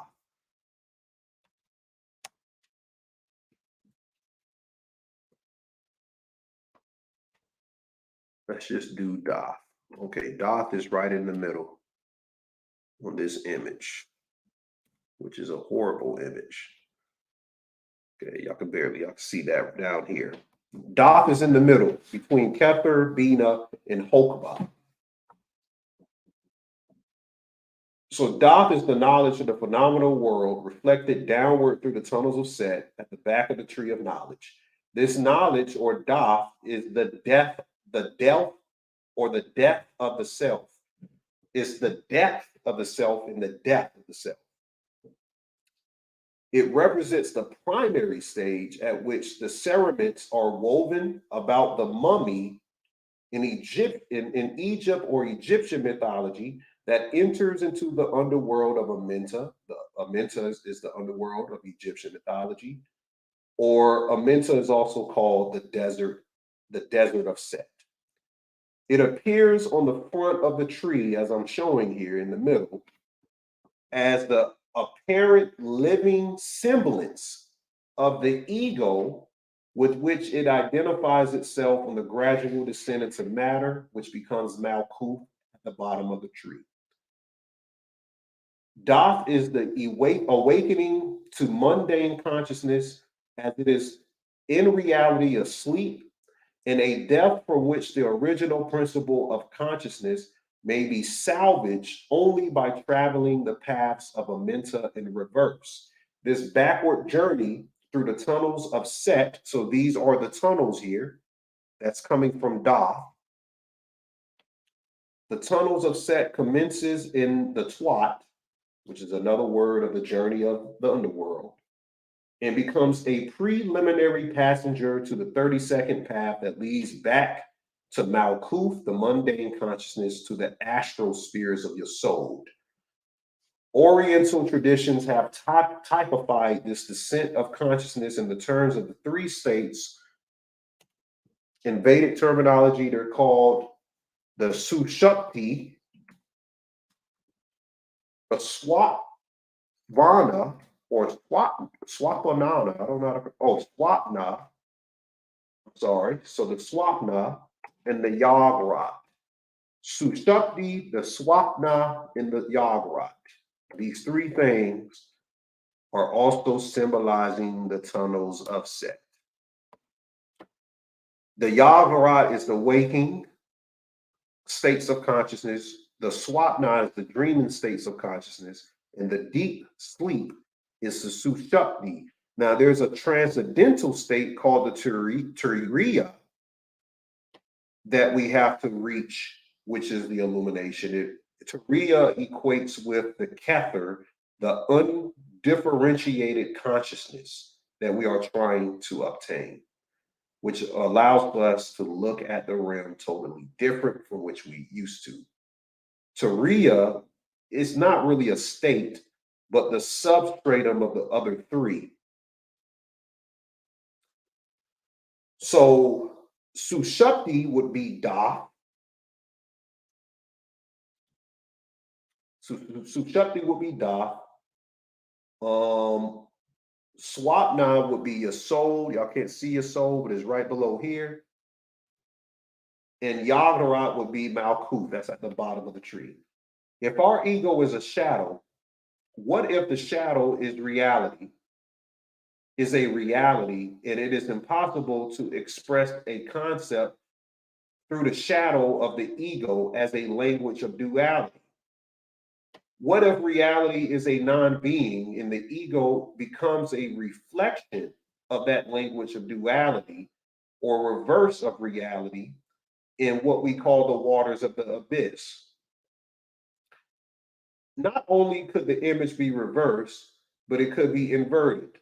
In the terms of the Typhonian tradition, the ego is the mirage that appears in the desert of Set. It is the exaltation of the ego in Da, and it is claimed to be the crown. That is the blasphemy that goes against the Godhead. All right, so what are they talking about? The blasphemy to go against the Godhead. You're trying to go through the states of waking, dreaming, deep sleep, and transcendental states of consciousness. The hypnagogic fractals reveals itself through each and every one of these states. Sometimes you have to go through deeper states for the hypnagogic fractals to reveal itself more earlier. What am I talking about?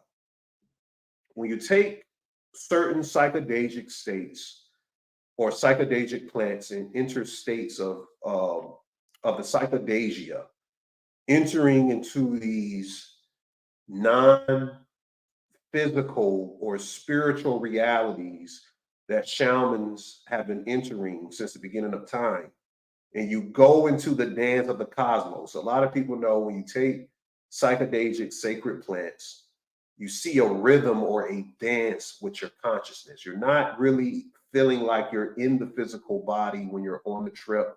It's like you're going with the flow of the energy that's entering in and out of these anodes and cathodes of the frequency. During this process, you're either interacting with the holographic Godhead, that means the physical consciousness that created the physical plane in the first place, that is trapping us. Yeah, it's just like DMT.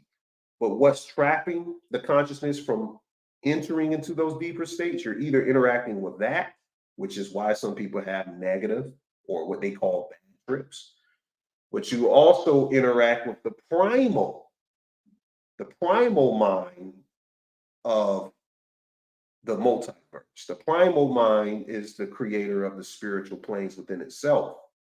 For us to understand what multiverse reality is, to even know what the void or the physics of black holes, how to determine the opening of portals and these other physics and science that these physicists are looking into. For us to understand that would mean that we have a divine connection to the primal creator beyond the physical being. I mean, the being who created the physical, the consciousness that line things up to box us in this Saturn reality, so to speak, that we have to learn and go through the third dimension, how many ever times that you're set to go through it, to determine if they would even let you see what's beyond the alignment of the lattices. Well, the tunnels of Set, hold on guys, my phone is going off right now. The tunnels of Set is the interpretation of what you need to enter, whether it be psychedelic states or whether it be your meditation, because you don't need DMT or sacred plants to get to the level of the primal creative mind. It's already in you. When you take DMT, it just gets you to what's already in you already. Don't think what you're taking is the sacred God essence when you take it into your body. It's only activating the God essence that's already in you. So a lot of people don't explain it that way. So a lot of older civilizations started to worship these plants. They started to worship meditation. They started to worship these things. And all of this are nothing but tools, just like symbols, for us to understand what's already inside of us. And the physics and the understanding to what the tunnels of Set is, these states of consciousness that leads to a transcendental state, the Turiya, is the revealing of what we need to look at differently to get us to the next level of where we are at, or individually where you are at in your spiritual journey. All of us are set at different frequency levels. I can't tell you where you at. I know where I'm at, but I can't tell you where you at. But we all can use the tools to get us and obtain something called shadow sovereignty, for us to go from aeon to aeon. The aeons are the divine conscious fields. It means getting a new lens of looking at reality. You have transcended the former version of yourself. It's like when you're in a video game, you know how you get a new weapon? Like if you beat one of the bosses, you obtain the frequency of that boss that you beat or that monster that you beat. And now you can use the energy from beating that monster. You now have the ability to breathe fire now when you beat the dragon. Or you have the ability to swim and do all this stuff after you beat the sea dragon. Or, y'all know what I'm talking about. The mysteries of Hercules slaying all of these beasts, or the 12 labors, is that you obtain a certain frequency once you go to another level of your consciousness. Once you go through the tunnels of Set, which is the Typhonian tradition, which coincides with the polar tradition, because the star Polaris represents where the aeons are streaming those higher conscious fields that we're trying to enter through the transcendental states. So when we're seeing the North Star in the sky, the North Star is the only star that you can look at.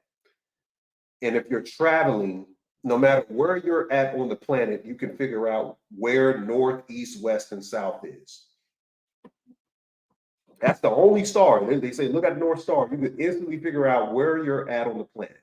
So it serves as a holographic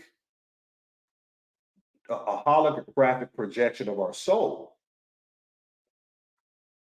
Because if you know the settings or where you're at spiritually with the alignment with your soul, you can understand not only where you're at in the physical plane and where you're at with the instances you're dealing with in life, but you can also understand the journey of where you need to go in your spiritual journey. So it's not just physical, it's spiritual as well. So the pole star throughout history,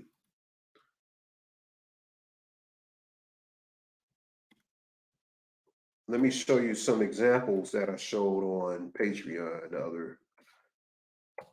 You ever heard of the maypole in certain pagan traditions? They're worshiping stellar traditions of this transcendental states of consciousness, and also the North Star, the Polaris star. Also the Christmas tree, the star on top of the tree is the Polaris star, which comes, the whole Christmas tree decoration comes from Sumerian tradition, the Anzu bird, putting these acorns up on, that's the Cabala right here. So the Christmas tree is the Cabala. Goes back to Babylon. Matter of fact, I got a better picture. Let me see if I can find that better picture I showed when I was on Gen Z the other week. Back a bit. Here it goes right here.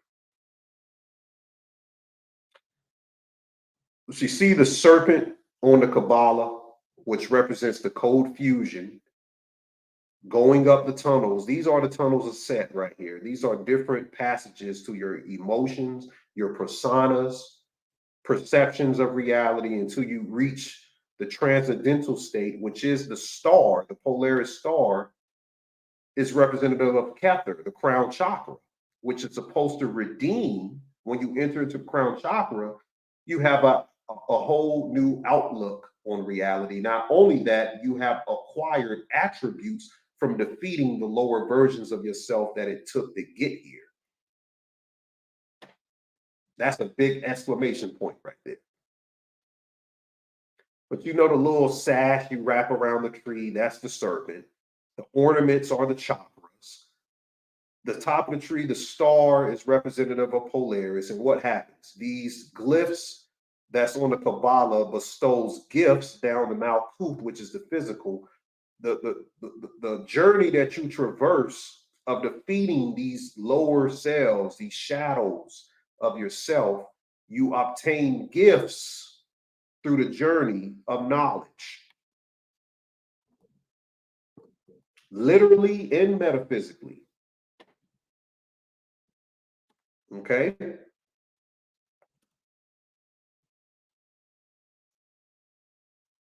So the polar symbolism is facing this. The polar this is a polar bear going against this monster, but you're facing the demiurge, which is the Godhead that sits over the physical. When you're telling it, I am a God of my own reality. I don't care if this is something set up where you're dictating what's happening. I am the God of my world, which to them is evil. So the evil that comes from the North Pole, you hear, speaking of Christmas, the North Pole, this evil that comes from the North is the conscious fields of when you realize that you no longer have to serve a Godhead that religious folks delve into, in thinking that there has to be something over you that you have to pray to get you out of your situations. I've never ever subscribed what's coming into metaphysics that I need to pray to something outside of myself and deem it a type of identity that I need to go to accomplish what I accomplish. Everything I need is in me. I don't need to call on God or none of these other types of deities, especially a Nordic term, God, to get what I need to get. The Christos is in us all. The Christological path is the redemption of the fall. And you only can redeem the fall by understanding that it was you that fell. You fell into third dimensional matter.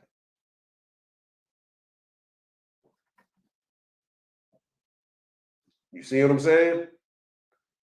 So let's talk about it. From a Typhonian perspective, consciousness is wider than just to the human. Human consciousness is a limited waveband of cosmic consciousness. But as you become more as the Nagas, which is a mastery of sine waves, a master of sine waves is a Nagas or an angel. We talk about it in the occult history of the Nagas, that the sine waves is quintessential to the patterns of waveform frequencies that weave the substratum of the realm and is holographically projected to us as a third dimensional reality. But mastering the waveforms is what an angel can do. An angel has mastery over the waveforms. So the more and more you learn about the waveforms, that's why it's important to study the physics. Then you start to know how the waveforms conduct themselves. Then you develop a mastery in the occult polar tradition of synchronizing your meditative techniques, sacred plants, doing psychedelic ritualistic ceremonies on certain astrological dates, or just simply going to that space within yourself. You don't even have to meditate, to tell you the truth. You can close your eyes and go to this state. The more you go to that state within yourself, you have more access. You know what I mean when I say that state inside of yourself. If you don't, we can break it down. Y'all can come up on the platform, we can talk about it. But the more and more you do it, you're enveloping this umbilical ray of communication to where the crystals is going to come from to slay the problem that's in front of you.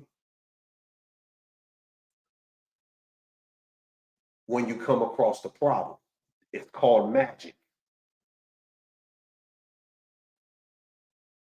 So when it's time to face the problem, when you've been to the space that many times, you become the crystals. Now you have access to the waveforms and you can change reality just by your thoughts. I hope y'all getting this. It's not even enough people in here to understand what I just said to you.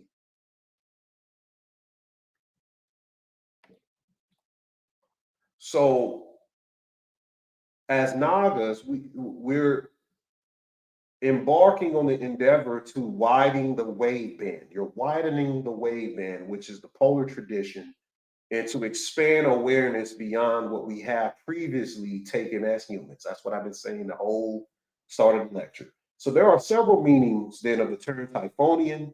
The implication, however, is for the expansion of awareness beyond the normal. So we have that definition. In the terms of the opposer, it represents our opposing of the acceptance of a limited view of ourselves. So we have a limited view of ourselves sometimes. And sometimes we accept our limited views. We accept that, and then whatever the limited view that we have of ourselves, it materializes and become reality of what we see of what's limited. And really, you're not that freaking limited. You're not that freaking limited. You just accepted the limited view of yourself. A lot of times it's not even that you're that. You just accepted it. That's that, which the subconscious is here to make real whatever you tell it. Go back and watch Santa Claus. I say this all the time. Go get the movie with Tim Allen with Santa Claus on it. In the movie, they asked Tim Allen. No, Tim Allen asked the elves, who's in charge? The elves said, you in charge. He said, how am I in charge? They said, he who wears the suit is in charge. He who wears the suit. But they're talking about an aura. The aura is partially, the frequency band, the waveform is a suit, a uniform to those who are there that understand it. But let's just take a modern movie and look at it.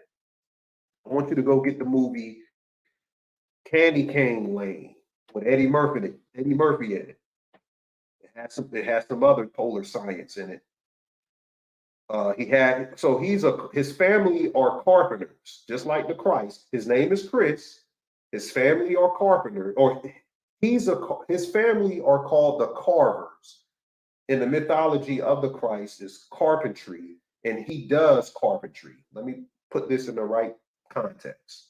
So you see in the back, they never win this event in their neighborhood called Candy Cane Lane, where every Christmas, those who have the best design, you get a prize.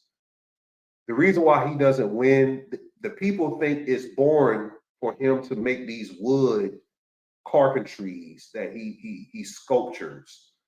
They think it's boring. They want to do it the fast way, blow up some stuff and all type of things. But it's just speaking about the intricacies to the detail that you have of yourself. You could be a boring person to everyone else, but there's a certain intricacy about yourself that makes you the Christ. which is going to save you in the end when it's time of whatever you're going to face or whatever society is going to face. Something is going to save you, and it's the reason why you're here. Your ancestors were saved by something. Way back then, you don't even know, 500 years ago, your ancestors could have been faced by something dramatically, disastrous, but they survived. Somehow they survived. And through them surviving, you survived. And we're not just talking survival, I'm just saying there was a deliverance at some point that got you here. So he works for a plastic company at first, which is representative of the fakeness of the world, the plasticity of the surface level of the world. I forgot to do the gematria, something with the title of that company that I wanted to look into. And then on Prism Cable, seeing the world through your eye. They didn't say eyes, they said eye, the pineal gland, which is also polar symbolism. The eye of providence is polar symbolism. The prism is representative of the third dimensional trap. The prism is the prison, but there is a way out of the prison. And what it is a competition. They have to go, if they present their house as the best decorative house on Candy Cane Lane, they'll win $100,000. So he finds this mythical place that's not even supposed to exist. It's called Kringles. Everyone else will run to Walmart, Costco's, and they buy up all of the decorative items before he could get there. So they find this mystical place called Kringles. Here's the two Masonic pillars as they're walking through the door. There's also some sacred geometry on the door as well. And they figure out this place is magical. Now, there is an elf in the place. I'm not going to go through the whole movie, but there's an elf that runs the place. Going back to what I said with Tim Allen, the elves are servitors to your consciousness as your daemons. Now, what is the daemons in a simplistic definition? I could get into complicated definition if we have enough time, but the daemons represent the servitors of conscious fields that you program yourself. What does that mean, Ani? You ever had to go into a room? Yeah, the daemons are the demons. Let me explain this. You ever had to go into a room, or let's just say you were at work and the big boss came and there was an evaluation of what you did on your job, and for you to get a promotion, you would have to impress the big boss with whatever you had to do so they give you this promotion. This happened to me before. So you go into that room. Now, when you enter into this place to talk to this person, you're not going to be the same Ani that you are in on Saturday nights with your friends drinking and stuff. You're not going to be that same person. You're going to transform yourself and project something that's phenomenal. That's the daemon. That's a partial definition of some of the daemons that you can control. So you can enter this character form called a daemon, and you can use this character form to sway the perception of others. That's why it's called a demon. Put a 1 in the chat if that makes sense. I think that went over a lot of people's heads. But it's called personas and subpersonalities as well in psychology. And throughout your entire life, you collect a bunch of personas and subpersonalities through what you listen to, through your uncles, your cousins, your sister, brothers, mother, and father. You get these personas from a multitude of different people, and you collaborate all the personas to make a new type of person as you become an adult. But sometimes people get so lost in the personas or the demons that they can't find their way back to themselves. way back when you used to watch Pokemon up in your house. You used to be this innocent soul with this imaginatory mind. You can't find your way to the imaginary child. You say we schizo? Yeah, most of civilization today is schizo, Ultra Instinct. Yeah, most of us is schizo. So you love the way you said, do any of y'all ever wake up and there's a small entity all around you that don't speak? If y'all got entities appearing around y'all and they just looking at y'all need to do some spiritual work. I'm not laughing at you. I'm just saying, like, y'all need to do some spiritual work. There's something that happened in your past. That's why I want you guys to email me. Let's deal with what happened in your past for that entity to appear. Why is that entity even able to be in your space? I've been in some bad dreams, a horrible dream, and I was able to go in a dream and say, hold up, this is my motherfucking dream. These negative things that are happening has to cease to exist because this is my dream. But I have access to that portion of myself where I can change a dream that isn't lucid into a lucid dream. So I'm having a dream. I said, okay, let me let my consciousness just take me somewhere tonight. I'm gonna let my consciousness take me somewhere. So the consciousness, you don't know, you driving somewhere, and all of a sudden this big monster appear or whatever. I don't know how you guys dream, but you should have the ability to tell that monster or tell that situation that it isn't happening, and you can obliterate that dream and reset it to what you want. And the same thing goes for these entities. You have some entities around you. There's a way that you can program your consciousness to take control of your reality, and you can cut off what can come into your space. You have that ability. He said, rebuke them in the name of Christ. Okay. If you rebuke them in the name of Christ, all you did was take the name Christ, substituted Christ for the energy out of your soul and yourself, and you believe so much that the subconscious believes that Christ in his name has the power to change the circumstance that you in. I just explained occultism to you. It ain't Christ that's rebuking it, is that you convince your subconscious that Christ is something that can rebuke it.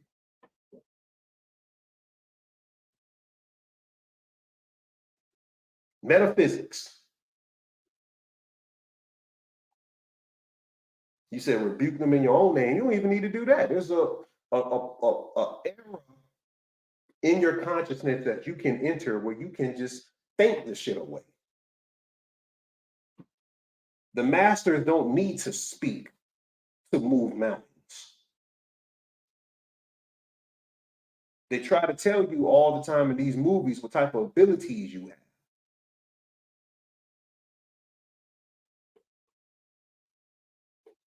You see what I'm saying? So anyways, he goes to this place. He meets this elf. The elf is a naive elf. I forgot her name, but she starts manipulating the people of the town, and whoever comes to this Kringle's place to get their decorative ornaments, she makes them sign a contract.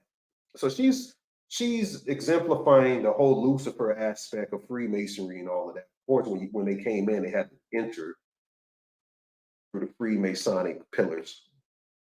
So he signs the receipt, which is like for signing a contract, and he's gifted this tree, this magical tree, which is the Cabala.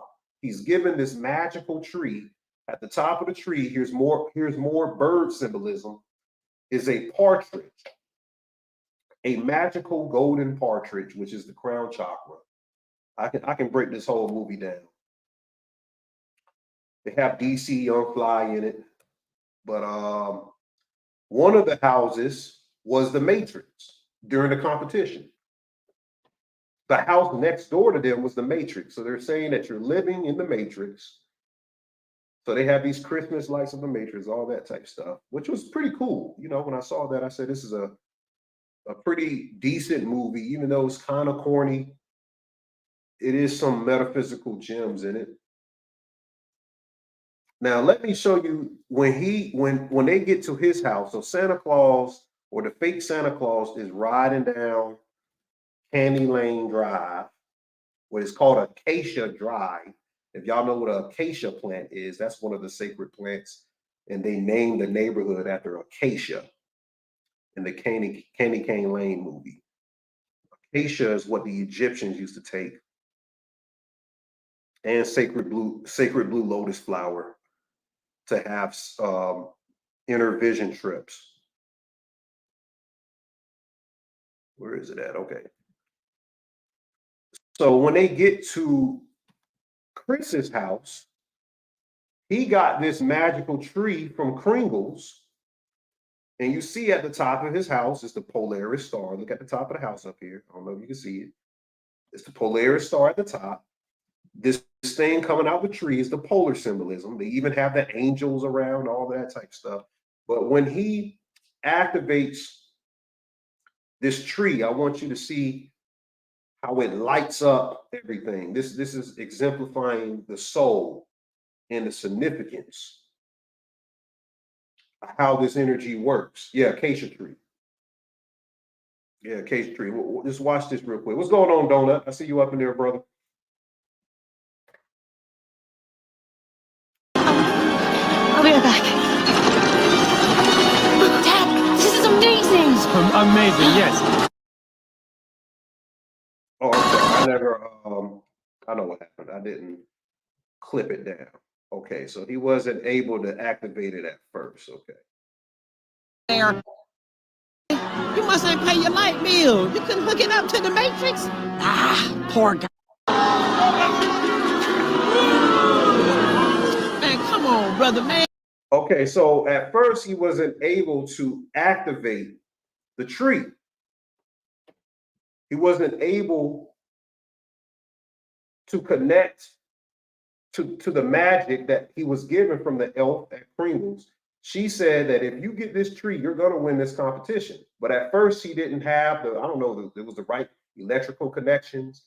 It wasn't set right for him to activate it. And they started to boo him at first. There's a lot of symbolism in here. But once he gets it right, I want you to see what happens here. Man, you must ain't pay your light bill. You couldn't hook it up to the Matrix? Ah, poor guy. What a disappointment. Gosh, you sound like my father. Josh, what's going on down there?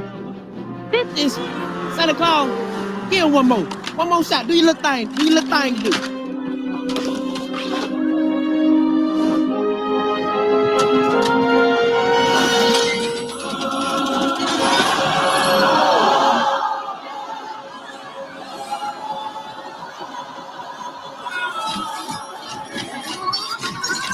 Okay, the rotating of the tree is symbolizing that same Naga energy that I showed before on the other graphic. But I'm gonna let y'all watch the part.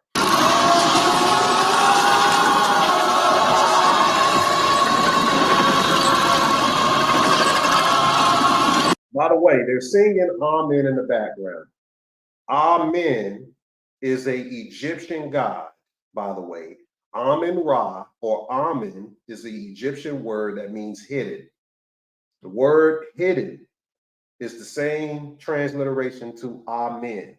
When you say Amen, you're talking about hidden. When you say Amen Ra or Amen, the hidden God is the soul or the higher self. That's within you. That's all Amen is. So every time you say Amen at the end of your prayers, you're giving reverence to the hidden God, which is your higher self that's already in you. Just wanted to clarify that.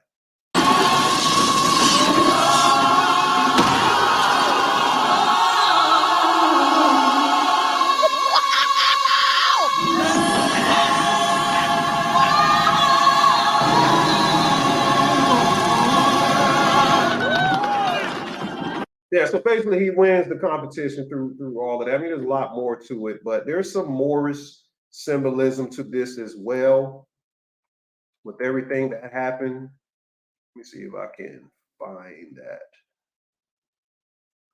It's collecting the rings. Hold on, guys. Yeah, so Santa Claus, the real Santa Claus in the movie was a melanated man. I forgot the name of that actor. I put it in the chat.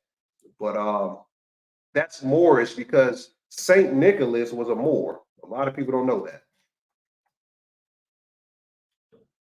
Original Saint Nicholas was a Moor. So if you didn't know, this is a picture of Saint Nicholas, the Moor. So let me get back to what I was saying. So a lot of times, the problem is you've convinced yourself that you've limited the view of the significance of what you can do for yourself. You convinced yourself. David Allen Greer, okay, thank y'all. You convinced yourself, but the Typhonian tradition is saying sometimes the human consciousness has to be separated from the cosmic consciousness. So a lot of times the reason why you're going through your circumstances, you haven't tapped into how to separate your human consciousness from your cosmic consciousness, your superpowers from the abilities you have physically. The superpower is more coming from the cosmic side of what you are. So why do they call it Typhonian? The word Typhonian, it comes from the word typhoon. What is a typhoon? Just like you saw the spinning of the tree just now, the rotating, ornaments, whatever that was, the power of the typhoon, which is sort of like a tornado, it's representative consciously that typhoons can destroy false ideals so that we can perceive a higher way to look at ourselves. So in the terms of the opposer is the representation of the opposing acceptance of a limited view of ourselves, of the status quo of complacency. So you've become complacent of the status quo of how you see yourselves. And the Typhonian tradition is here to blast that out of proportion. The typhoon's gonna come in and wipe that away. And now it clears the shrubs so you can see that you're higher and you have a greater ability within yourself to do amazing things. So the god Set symbolically represented the planet Saturn, which Saturn is the planetary form of the star Sirius, as you may know. The planet behind the planet of Venus, the star Sirius, is the sun behind the sun. Effectively, this symbolizes Set as the initiator, the true creative source of the vibrant influence creating consciousness expansion.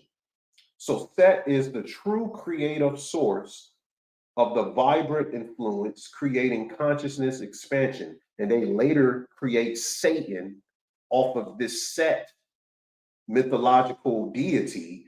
And it says that Set is the creating consciousness, the vibrant influence of creating consciousness that causes expansion. You see what they did with that? So it's common in initiated traditions that the good guy gets painted as the bad guy. You see? So they can be stripped of the unwanted moral accretions.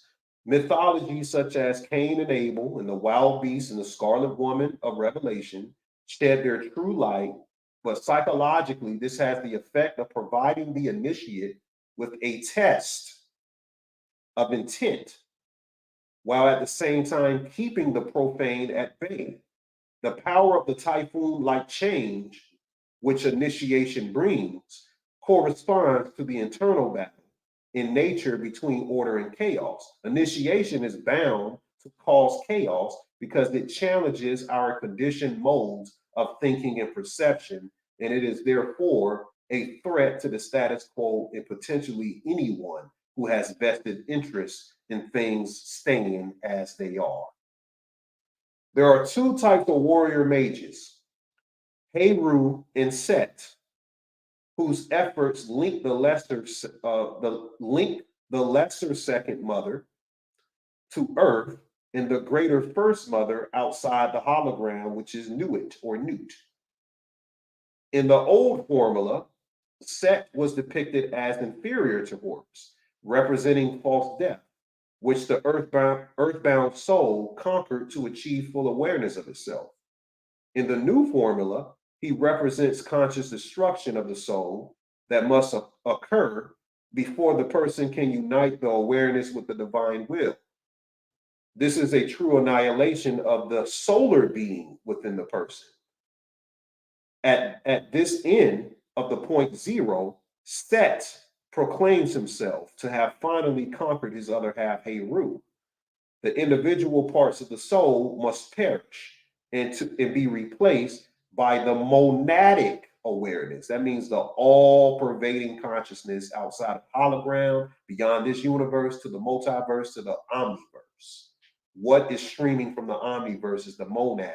So you get the monadic awareness when you dissolve the solar being, which is the limited point of view to this consciousness as a human. It's the solar being. And you go back into the darkness, you acquire the monadic awareness symbolized by the Hadith, the black dot. The old worlds of the Titans, the great old ones, all lie within a small point within our eyes. So here you go. The stars changes their positions every 72 years. The stars changes their positions in the celestial vault, and that's in the Shem Hamparash. The Shem Hamparash is the 72 names of God, the Hebraic 72 names of God, who helped Set enclose Osiris alive in a coffin called the body, the physical body. So Set enclosed this other consciousness named Osiris into the body. This number occurs often in the Zohar, which is your pretext to the Cabala. Before you get the Cabala, you get the Zohar. And the Zohar pertains to the sexagesmal numerical system of the Babylonians and Sumerians. The phenomenon nowadays is called the precession. Entities can cross the gateways when the celestial vaults of stars shift, and we get different names of the deities presiding in the superimposed models of ourselves. So any other day that the stars are shifting, which they are moving right now, every 30 days, we move into another zodiacal constellation. So they move very slow. And every 72 years, they reset their position. So it takes 72 years, which is more than a lifetime, for them to reset their positions. The Typhonians, who are the Sethians, they believe that a portal into the multi-temporal conscious field of our higher selves was open at dawn of every day. So at dawn, around 3, 4, 5, 6, 7 in the morning, is where the higher self is closest to you on most days. They also call it the Amduat sequence of Shibauba. Shibauba is the underworld of America. Whereas sleep becomes 1/60th to death, and we are supposed to give way of Zoharian philosophy, give some piety to this 1/60th of death called sleep in the Sitra Atra. The aim and goal of giving way to sleep and to open this portal of multi-temporal consciousness to the higher self is to silence the words or vibrations of the slave creator God. And how do we do that? By recognizing that the realm of multiplicity of the plenty is completely opposite to the realm of static and singularity, which is the unlawful plentitude of dyadic names that exist in the lower trees of the Tetragrammaton. In the tradition of the Nagas, the ancient serpent of black light, which is thoughtlessness. Thoughtlessness is black light, which means when you no longer can think and just react. I saw somebody name Ultra Instinct. Go look at the new Dragon Ball Z. Goku, he achieves this form called Ultra Instinct, where he doesn't even have to think to react. So thinking is also a slave trap. You have to go deep into the conscious fields where your subconscious can move without you having to think consciously in yourself. Conscious fields and subconscious fields are completely different. So thinking is of the conscious fields. The subconscious fields, it gives you what? Ultra instinct. I like that, Adonijah. Primal instinct. It gives you primal instinct. So thoughtlessness is the ancient serpent of black light. Subconsciously is dormant in us. And we can tap into it, but the understanding of it is too alien to be grasped sometimes. It's too alien to the human side of our mind versus the cosmic side of our mind to be grasped. But I can go deeper into that. Let me skip some things. So what we're witnessing is the stellar tradition versus the polar tradition. The stellar polar traditions is more feminine in the nature of its functionality. The solar priesthoods were more right-hand path. The polar priesthoods were more left-hand path. And there is a positive and negative version to the right-hand path and left-hand path. But the path of the ecliptic in astrology is something that most people follow. So to the synesthesia of the matrix, but there were other traditions before the prominence of the ecliptic of the sun. So a lot of people walk up to you and be like, oh, you're a Pisces. So my ex was a Pisces, so y'all are this way. All of that is bull crap. Studying people's sun signs are only studying how people project their ego to society to hide who they truly are. So you're never, whatever sign you was born in, you are not that. You are completely not that. You see what I'm saying? So that's new booty to the game to understand how a person's ego projects itself. There were other traditions before you studied the sun sign. And a lot of recent planets that's been discovered, like Vulcan. I talk about this on Patreon. They seem to be the newer gods or newer expressions of our conscious fields. But it's always been at the pole star. It seems to be comparable to an imperishable, timeless quality in us. That is a synapsis to the cosmic continuity, to the hologram. What we're looking into is how hypnagogic fractals of the primal creator mind is where what the Typhonians call the water of the soul, where it lies at. So the primal creator's mind is in the soul, and the Typhonians viewed the soul as water. And the polar traditions was about using the water, which is elementals, to form the stone, which is Masonic. So water forms the stone. The stone is a foundation. The foundation is a metaphysical structure while in the physical tomb. So how to form a metaphysical structure in the mind is the true secrets of the polar Typhonian traditions. Which, if you have questions, just write that down and I'll come back to it.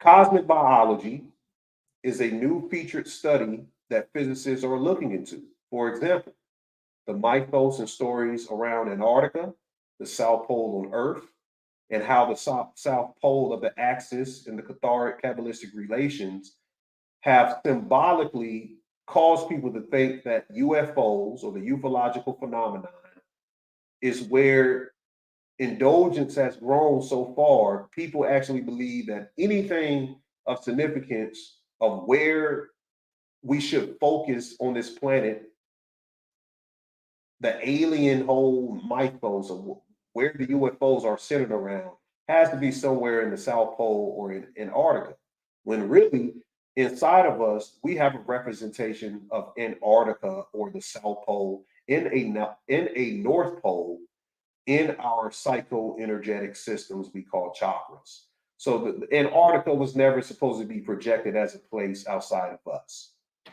And we'll talk about the UFO in a second. So East and West are metaphorically in the polar tradition, as well as Freemasonry as the North, as we said when we broke down Kanye West's daughter North being on his new album Vultures. The North is the polar language of the inner Yekada, which is the highest part of the soul, which is called the UFO. If you look into the Hebrew science, they speak about this portion of the soul that never comes down into the third dimension. It's the only part of the soul that's outside of the third dimension. The other pieces of the soul, there's supposed to be 7 pieces of the soul. The 6 of the pieces are supposed to be in the ether, astral, and physical planes. Well, there's another portion called the Yekada, which is like the UFO. Wherever you walk at, high in the sky above the firmament, is a like a UFO following you. The Yekada is like shadowing or mirroring you. Sometimes people who see UFOs in the sky don't even know that that is your soul. That is the ship. That is who you are. So a lot of the ufological experiences people are having, they're seeing outer projections of their soul, following whatever they're doing. But what we don't understand is space itself is a ship. Space is a conscious field that we can enter and learn the ability to manipulate temporal effects in either direction, the past or the future. So the secret tradition of the polar science itself is the alien. When we're speaking alien, the tradition is the alien, which is something virtually unknown that becomes something called a monster. If you look into the movie Alien, it's depicted as a xenomorph, which is a monster. And we talk about on Patreon, the word monster, the etymology comes from the word monstare, which means the other. So the monster isn't literally a hideous creature with claws and all of this stuff trying to get you, or demonic entities. It just represents when you reach the point of discovering the other side. That's the true monster. Mainstream has convinced us it's some type of what do they call that? A cryptozoological species or something like that. Something that comes from inside of the earth chasing you or something. But that's not a monster. The monster is when you can realize that there's an other side to the conscious field. That's the monstare, the original word. So we are trying to access the monster, and the other side of the conscious field is where the soul is. The soul is the monster, essentially. The monster that we've been running from in our dreams or our whole lives, the thing that we used to get up out of bed and run to our mother's or father's bed when we were scared. We were scared of our own soul or facing the other side of the conscious field, which when you don't understand it, you become afraid of. You're afraid of the other side of what's beyond human consciousness, the cosmic awareness that we are given. So this is probably too deep for some people. All right, I can go much deeper, but I think we'll save that for Patreon. We'll do a part 2, polar physics, and I'll get into the rest of the information. Let me put the link in here, and we'll allow for people to come up and speak about or share or either ask questions or something. Then we'll get up out of here because we did a good bit. I think we did about 3 hours a day. All right, the link is in the chat. I'm gonna pin it for you. I don't even know. Okay, the StreamYard right here. Okay, make sure you guys know where you guys are at.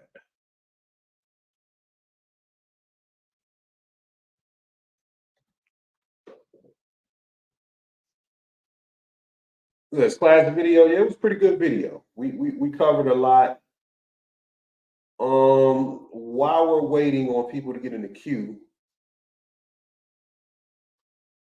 I said I was going to explain the word intellecty. That's another occult term, ENTELECHY.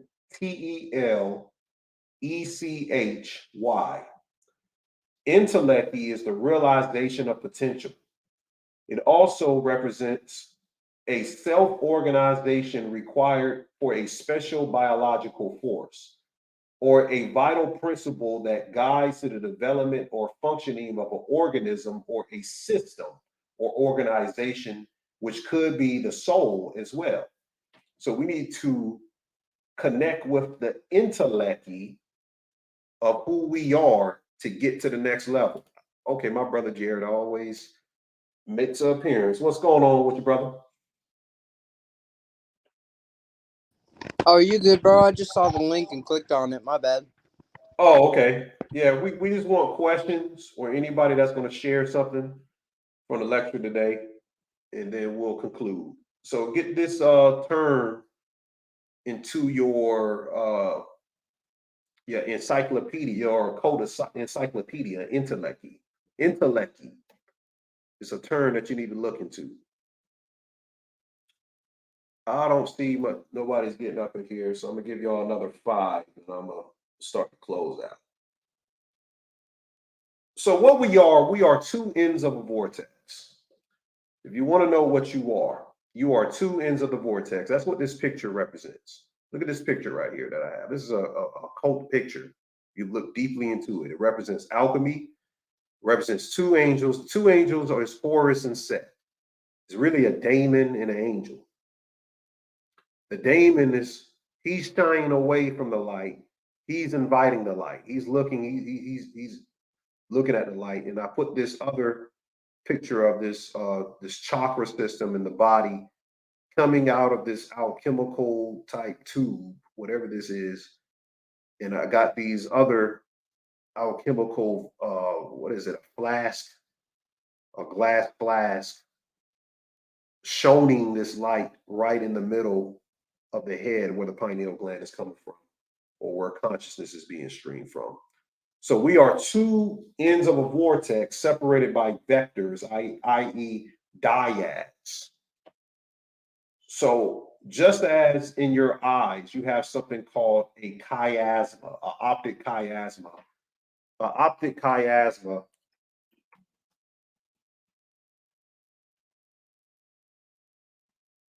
is how your eyes is neurologically separated, but it makes an X, just like the symbolism that I was showing the last couple of weeks. This is the optic chiasma. These also serve in this dimension as two different two separate sides of the portal. Okay, they're not showing it there. Hold on, let me pull it back up. Get a good picture.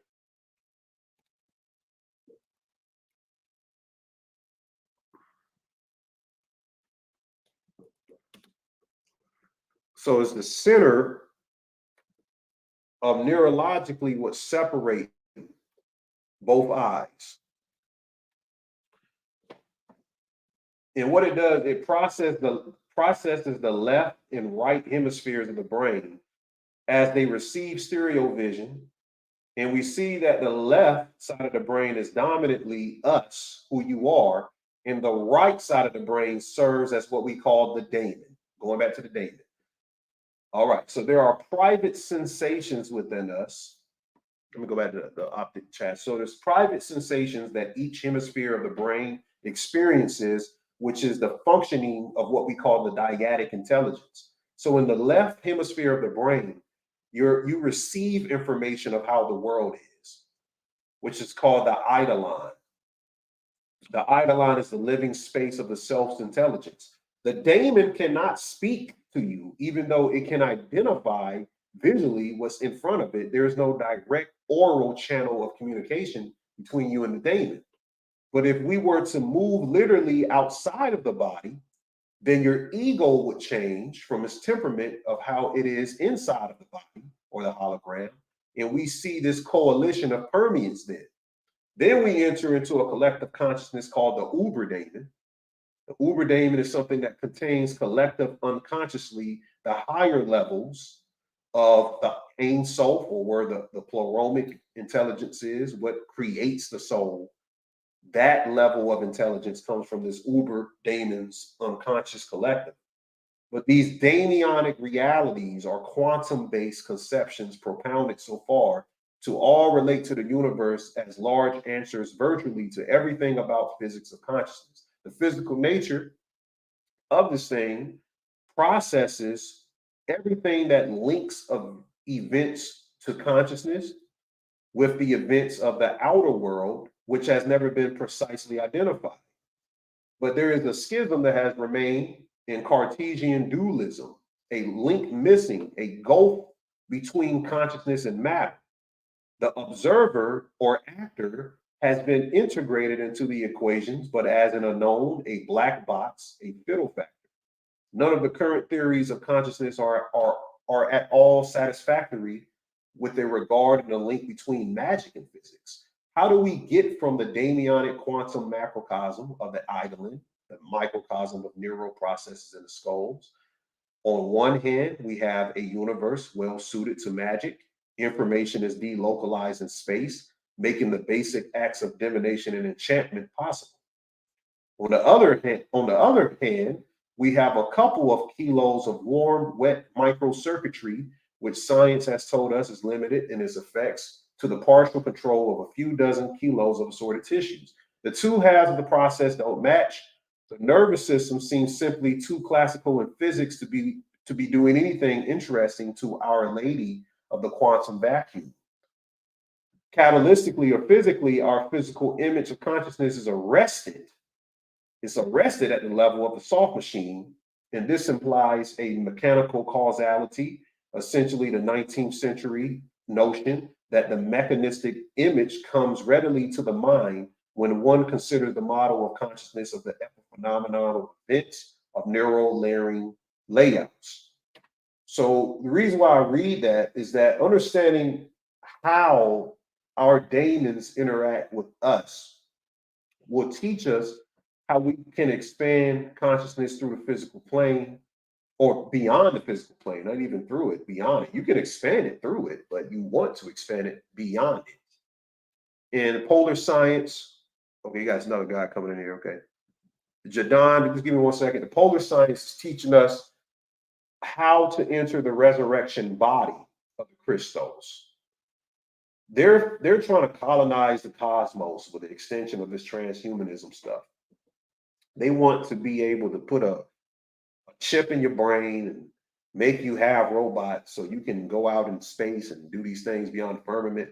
But everything is in portal physics inside of you. And if you can study how that centripetal force moves up in between your eyes into that black dot area in your mind, you don't need to look at anything from a physical to help you escape, not even psychedelic plants. Everything that's required in the mechanism is within your consciousness, how you look at consciousness within itself. And until you're able to manipulate it at will, to shift your consciousness from one state or another, then you're always going to be a slave to the creator God's entrapments of how the realm needs to be traversed properly, which is why we end up reincarnating so much. We don't know how to tap inside of ourselves. But Jadon, I'm listening, brother. Do you have a question or anything? Yes, I'd like to thank you for your teachings this evening. I am like a new student with you. Came by way of Urban Excellence, watching your videos over there. Love your hyperlucidity. Been studying your videos. Appreciate you, brother. And shout out to Urban X. I just told Black Dot I'm gonna come again this week. I think we're gonna break down Leave the World Behind, I think. Or I'm gonna put up a new NBA gematria decode for you guys. Excellent. I'm loving your presentations. The synchronicities with me. I'm an eschatologist myself, and what I'm working in now is the Isis thesis and Polaria, the gift of the white stone. And what you said today, people really need to really get to it. I'm gonna read out of Polaria, the gift of the white stone, page 167. from my PDF. And it is, if the individual does not grow at a certain point of his cyclical existence, it is confronted with the same illusions over and over again. What happens on the individual plane is so applicable on the terrestrial plane. Civilization is therefore right now approaching a necessary cleansing process. Energies untransformed are freeing themselves uncontrollably. Human society is becoming victim of its own esoteric ignorance. So I just wanted to give you a shout out. Yeah, because my studies are mirroring synchronistically what it is that you're presenting, and a lot of it. And also I wanted to line up the gift of Polaria and Isis. The Isis thesis also lines up with the Native American pathway to the stars. It's all about getting to outer space. There's a hole in the firmament where we must merge with that bacteria-based light so that we can become the crystal body. It's all about getting to outer space. All of the cultures talk about you cannot get caught in the wheel of reincarceration. You got to get to outer space, and I'm gonna let you cook, brother. No, I appreciate that, man. That's fire, bro. Yeah, we've been talking about Polaria, Gift of the White Stone, for the last 10 years. Speaking about this book, but it just came back recently because they figured out W.H. Mueller ain't Kenneth Grant. It's another guy named Wolfgang Mueller, and they interviewed him. Mario interviewed him on another archive. So we're going to get Mario, and hopefully we can get Wolfgang on here, the person, the author of this book. He's doing interviews now, and we can get a different perspective. But absolutely, I agree with everything that you said. It's all about getting out of these untransformed states and getting back into the primal creator mind versus the slave god creator mind that people tend to worship, even in the Hebrew Israelites, Yahweh, and all of that type of stuff. All of this talking about things that will conform inside of the firmament. But what's beyond it is not what the demiurge wants you to know. So the more that we are conditioned into these simplistic understandings of spiritual significance to our life, we're never going to be able to leave this place. We're going to keep coming back. So I love your study, man. I'm going to get with you on the Patreon. I love it. And also, people should look out for a new movie out called Migration. It's the same thing you just said. Getting out of and experiencing. There's a whole nother world out there. But we must get past the illusionary sensory perception. Absolutely. I'm looking up this movie you're talking about. Is it a Disney movie, Migration? It is it's a Pixar movie. It's a cartoon. Pixar. That's what I meant. Pixar. Okay. And look, the name of the company is Illumination. And that bring these things out. Yep. They started, and not to be a spoiler, they start in their own pond. Then they go. It's all about leaving your comfort zone, or leaving what it is, your thought pattern. And leaving the fear behind. They leave their pond, then they go on this adventure and they free a caged bird. They're headed to the mythical island of Jamaica where the water glows. Excellent. And then they beat death. It's very tight. And they wrap it up in like an hour and 20 minutes. Excellent. Excellent metaphysical movie. Excellent. You see, it's $5 for the 5 senses. You see that? Oh yeah, I do see that. Wow. Yeah, this is great. I'm gonna have to and it looked like each and every one of them got a different personality. Oh yes, they do. Type of expression on their face. Yeah, I've been talking about the bird science. You go back and watch Corvus Tenebris. I've been talking about the dark phoenix science and the bird people and the connection, and why they keep coming out with this bird stuff. Kanye West coming out with the Vultures album. The Ravens could be winning the Super Bowl. All this bird symbology. Oh, which is crazy because you've seen the reemergence of the plague mask. I've seen them everywhere recently, which is crazy because I watched your video. This is crazy. Oh, okay, crazy. Yeah, I'll put that in the video with the plague mask being repeated. Also, I want y'all, speaking of Urban X, you might want to parlay for the Cowboys to possibly win the championship as well. That wouldn't surprise me. Yeah, look at the Cowboys, because Usher's from Dallas and he's performing in Las Vegas for the Super Bowl.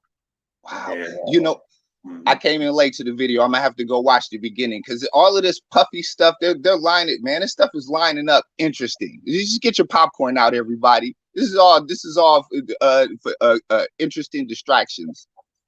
Yeah, that's all it is. Just distractions. People like ourselves that understand, you know, the eschatological information and the transformative physics that we need to go through to get to the new level. We just sit back and just enjoy it, kick our feet up, and just point out how to decode it, and we move accordingly, and we make sure that we protect it. You know, whether that's physically, spiritually, and we keep moving, because this has nothing to do with where we're going versus where everybody else is going with this thing. So we appreciate that, brother. Man, yeah, so true, so true. But hey, I'm gonna let you. Hey, you are doing an excellent job out here. Your studies is right in line. I love it. That's it. You out here doing the real work. I appreciate that, brother. And likewise. That's what I said. I'm getting ready for my job right now. People be like, "How was work?" I said, "The stuff I'm doing at the house is the real work. That's just what I do to get Federal Reserve notes." Right. Get them Federal Reserve. That's right. Them notes. Yeah, that's dope, brother. That's real dope. So for sure.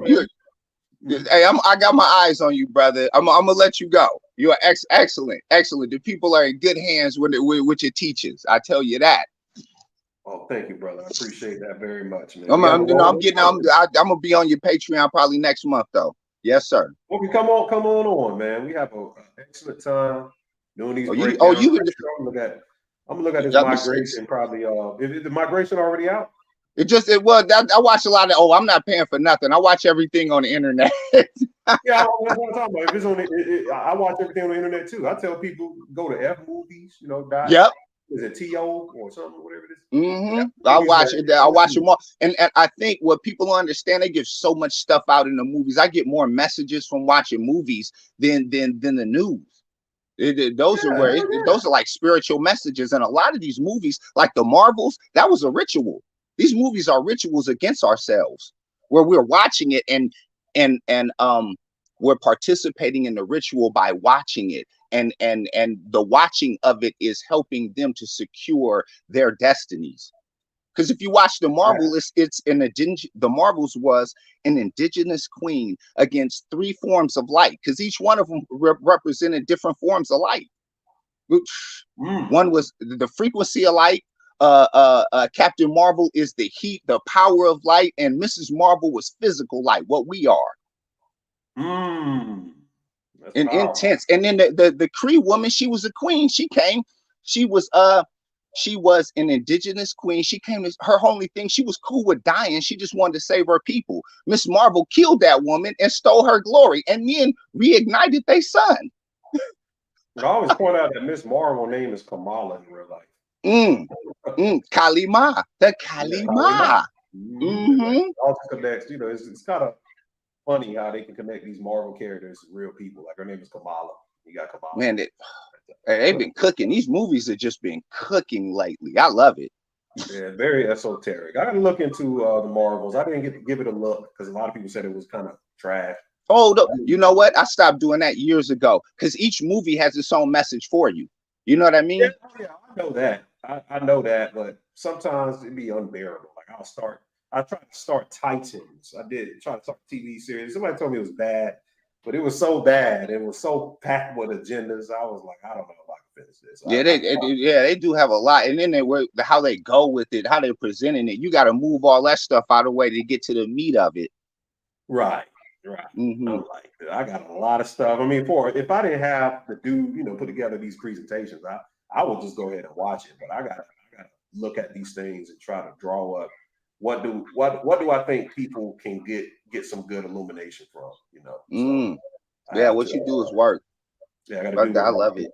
Yeah, my time is very has become more precious to how I utilize it. So absolutely. But yeah, fam, everybody go ahead and get up out of here. Y'all make sure you subscribe to the channel.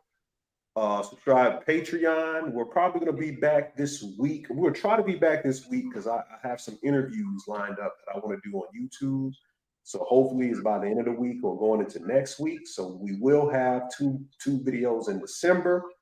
Make sure you email me if you're inquiring about the sacred plants. I put it at the beginning of The video is startribe777@gmail.com. You want to reach out to me, And I might be on Brother Sanchez's channel tomorrow to speak about the Alex Jones, Elon Musk stuff with David Icke and stuff. I might go on there tomorrow. If y'all want to look into that, I'll post it on the community board.